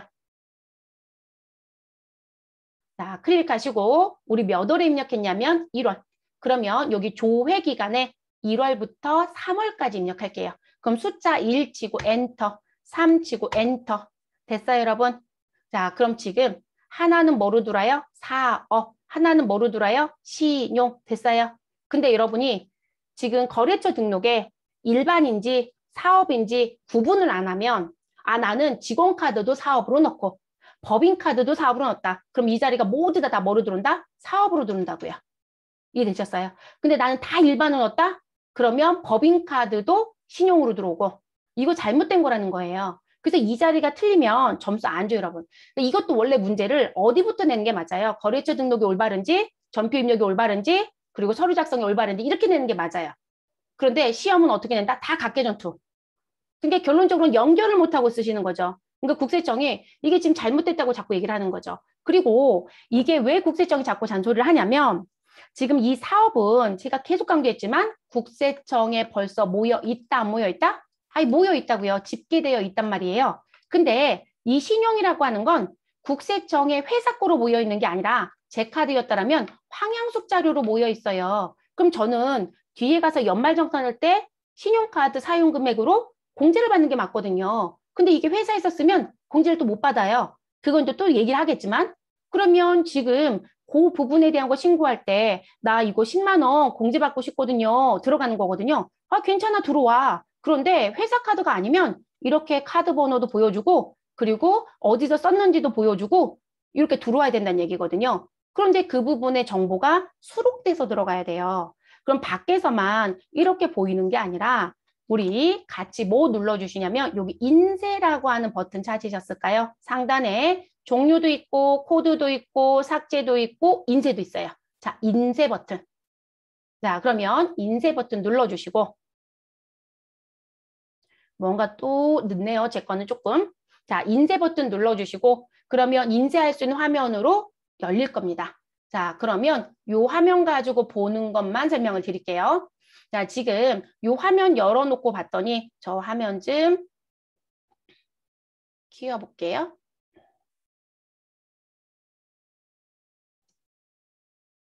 자, 지금 여러분, 우리 아까 밖에요. 2건 들어왔어요. 그죠? 금액 얼마였나요? 100만 원, 100만 원에서 200. 그런데 지금 여기 집계돼서 이게 국세청에 들어간 서류예요. 자, 국세청에 들어간 서류를 봤더니 무슨 뭐 사업용으로 쓴 거 하나, 그리고 제가 일반은 그 밖이에요. 원래 국세청 양식은 그 밖인데요. 밖에 보일 땐 얘가 뭐로 보인다? 신용이라는 글씨로 집계가 됐던 거예요. 자, 그게 하나. 됐을까요? 자, 그리고 지금 현재 하단에 무슨 부분? 자, 여기가 합계를 냈던 자리예요. 근데 그 합계에 뭐가 필요하면 내역서가 필요하면 여기 3번 자리에 내역을 첨부하는 거예요. 그게 국세청 요구사항입니다. 근데 이 내역서에 갔더니 카드 번호 봤더니 1234-1234-1234-1234인 그럼 이건 누구의 카드이다? 임직원 카드. 자, 그럼 임직원 카드 내용만 있는 거네요.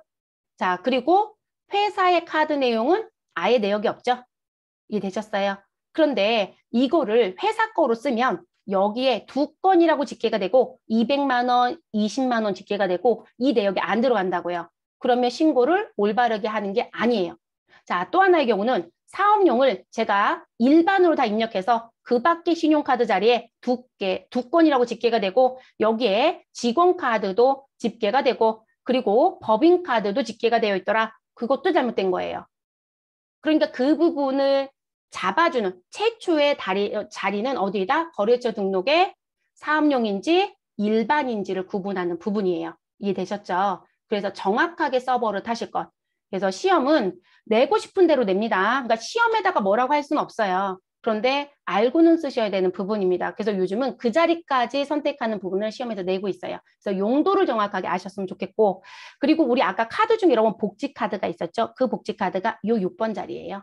네. 그런데 이 부분은 개인 사업자밖에 없어요. 법인 사업자가 있는데 복지카드를 넣은 적이 있다? 말도 안 되는 얘기입니다. 복지카드 앞에 뭐 붙어 있어요? 화물 운전자 복지카드입니다. 개인 사업자들 화물 운전하신 분들이 유류세 부담이 너무 커서요. 그 유류세 지원 정책으로 만들어준 복지카드가 있어요. 그 카드가 신용카드 성격이거든요. 그래서 그거로 기름도 넣고 그걸 자동차도 고치고 다른 사업적인 부분에 지출이 있었다. 그럼 그게 모두 다 경비 인정이 되고요. 부가세 부분을 국가한테 돌려받을 수도 있습니다. 그래서 들어오는 부분이거든요. 근데 그거를 사업용으로 등록하시면 안 되는 거죠. 분명히 제가 복지카드라는 이름이 달려있다고 했어요. 그 지정카드가 있어요. 그래서 반드시 거래처 등록할 때 그런 카드는 복지카드로 등록해서 쓰시는 게 맞습니다. 이해되셨죠? 제가 왜 강조하는지 알겠죠? 이거 아셔야 되는 부분이에요. 네. 그래서 자격증은 정말 쉬운 거예요. 그냥 오타만 안 내면 그냥 다 3점 주고 4점 주니까. 그런데 여기까지 들어오는 부분이기 때문에 숙지를 좀 하고 쓰셔야 되는 부분. 그래서 이거 세무 2급에 가면 이 서류 작성하는 부분이 나와요. 그때도 한 번 더 요 구분난 설명은 드릴 거예요. 근데 지금부터 기억을 하고 가셔서 끌고 가신 게 맞겠죠.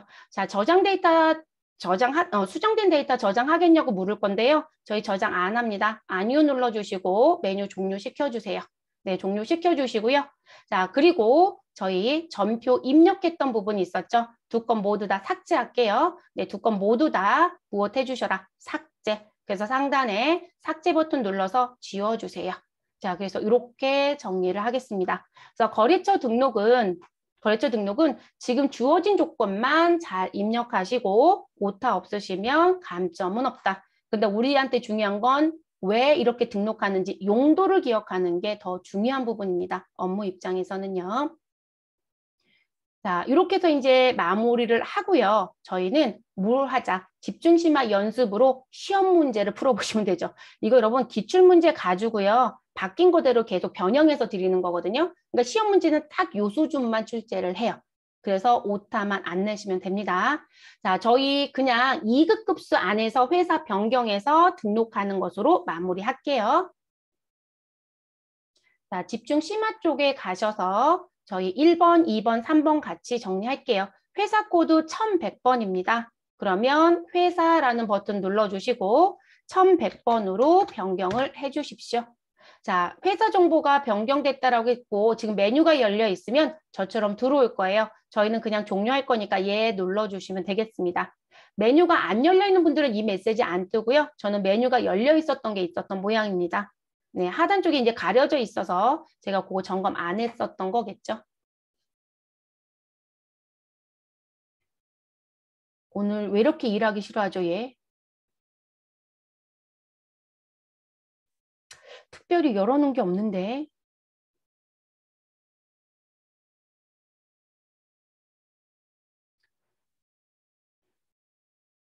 가끔씩 이러더라고요.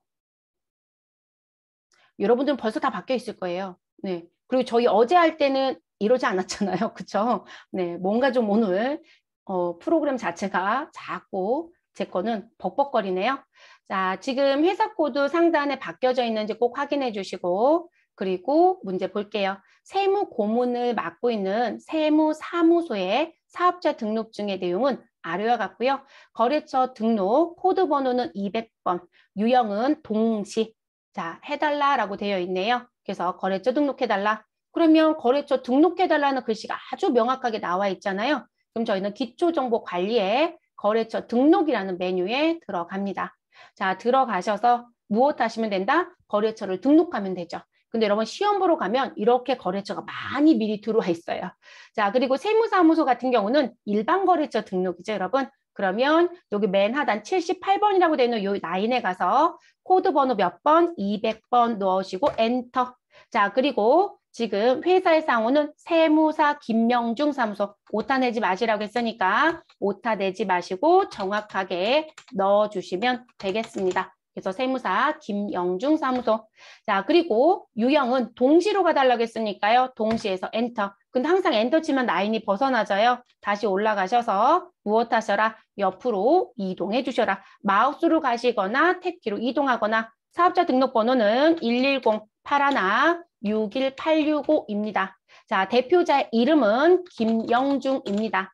자, 이 사람이 하고 있는 업종은 서비스의 세무사이네요. 네, 그래서 세무 서비스 하고 있는 거죠. 그래서 서비스 종목은 세무사라고 넣어주시면 되겠습니다. 자, 사업장 주소가 있는데 분명히 글씨가 이렇게 써 있네요. 자, 주소 입력 시 우편번호 입력은 생략해도 무방함. 여러분 여기 가서 코드돔 F2번 하고 검색했더니 검색이 안 되는 경우가 있더라는 거예요. 그래서 아예 무엇해라? 그냥 이 자리에 타이핑 치세요. 이 얘기입니다. 저희는 직접 타이핑 칩니다. 서울특별시 한칸 띄시고 광진구 띄시고 동일로라고 치시면 되시고요. 그리고 144네요. 네, 144라고 넣습니다. 됐을까요? 그리고 간혹 이건 물어보세요. 광진구까지 여기다 치고 동일로 아래쪽에 치냐고. 그런 거로는 감점하는 건 없어요, 여러분. 아, 저희는 이거 동일로 144 옆에 무슨 동 이렇게 나와 있는데 이게 사실 검색해서 치면 우리 과거의 지번번호인 동이 아래쪽에 붙거든요. 근데 위쪽에는 없대요. 감점하냐고 물어봅니다. 감점 안 해요, 여러분. 네, 오타만 내지 마셔라. 오타만 내지 마셔라. 그러면 우리 1번 입력 끝났죠, 여러분? 됐어요, 여러분? 그리고 점수 몇 점 주겠다고요? 3점이요. 끝이에요. 자, 그러면 지금 1100번의 남동산업의 거래처 등록은 완벽히 끝났으니 우리는 상단의 종료 버튼을 누르시거나 또는 ES키를 눌러서 메뉴를 종료하시면 되겠습니다. 자, 우리 두 번째 예제 들어갈게요. 1200번 성남. 자, 회사 버튼 눌러주시고 1200번 선택을 합니다.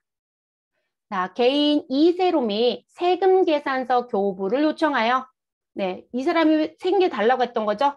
자, 요청하여 주민등록번호로 세금 계산서를 발행하려고 한다.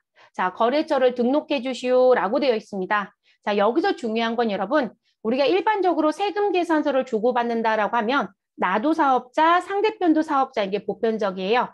자, 근데 주는 사람은 반드시 사업자 등록번호가 있어야 하고 받는 사람은 사업자 등록번호가 없는데도 불구하고 본인들이 요구하는 경우가 있다. 그건 요구할 때만 해주시면 됩니다. 내가 종업원한테 고정자산 매각하는 경우가 아니라면 그러면 그 요구하는 경우가 대부분 들어보면 사업을 하려고 준비하는 단계에 직기비품 필요한 경우들이 많아요. 그 경우가 대부분이에요. 그러면 발급을 해주시면 되겠습니다. 신분증 꼭 확인해 주시고요. 자, 기초정보관리에 거래처 등록에 들어가 주시면 되시고 그리고 이 부분도 어디에 입력한다? 우리는 일반거래처에 입력한다. 그러면 75번이라고 되어 있는 넘버 자리에 가셔서 코드 번호 몇 번? 1000번이네요, 여러분. 그럼 1000 넣어주시고 엔터.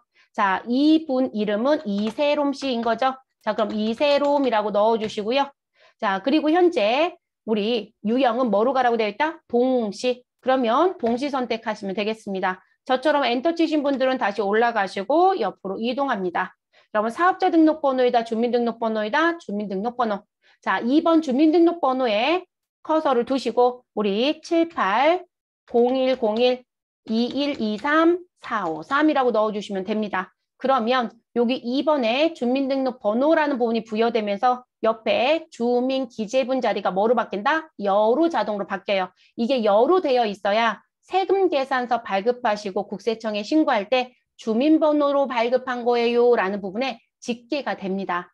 자, 그리고 이제 이 대표자 이름을 넣어야 되느냐 넣지 말아야 되느냐 자꾸 물어보세요. 이건 채점 안 해요, 여러분. 네, 넣든 안 넣든 큰 문제가 안 돼요, 업무상으로. 왜냐면 거래처의 이름에 이세롬이 들어와 있기 때문에.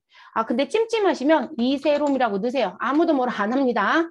네, 그리고 이 사람은 아직 사업자 등록이란 부분은 내지 않았기 때문에 업태나 종목은 없어요, 여러분. 그리고 이제 주소를 주었다라고 하면 주민등록증에 나와 있는 주소를 입력하는 경우가 있습니다. 그럼 이 자리에 입력해 주시면 됩니다. 근데 지금 여기는 준 정보가 없죠, 여러분. 시험은 준 것까지만 하시고 끝냅니다. 그럼 점수는 그대로 받으시는 거 됐을까요? 그럼 이세롬 씨 입력도 끝났네요.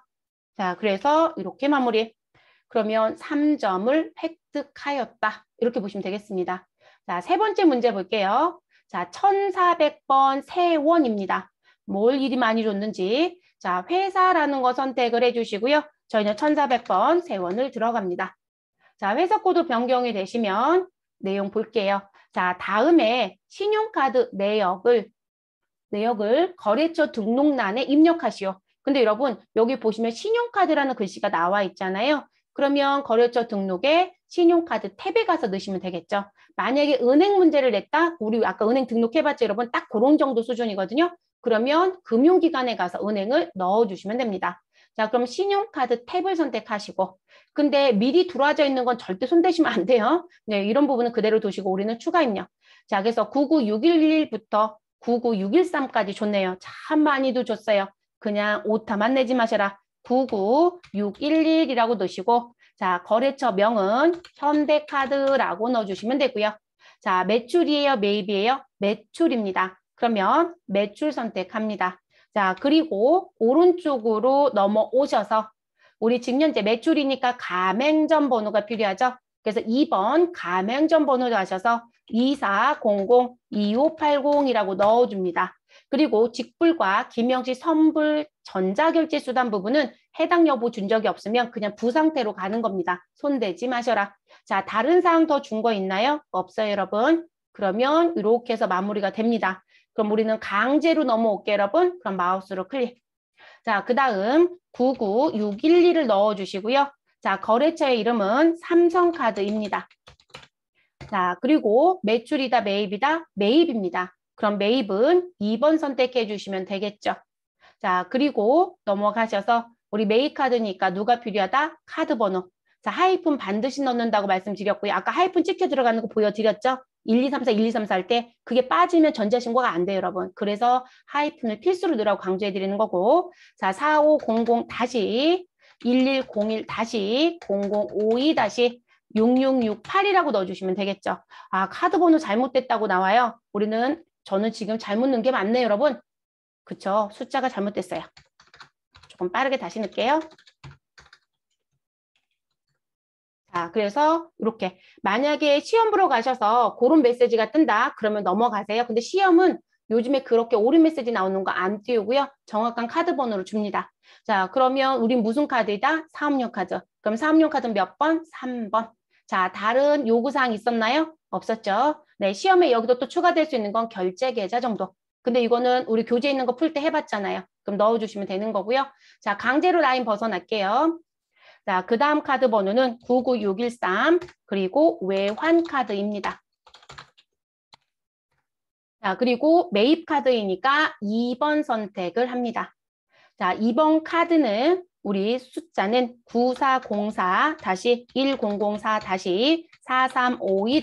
9404-1004-4352-5200이네요.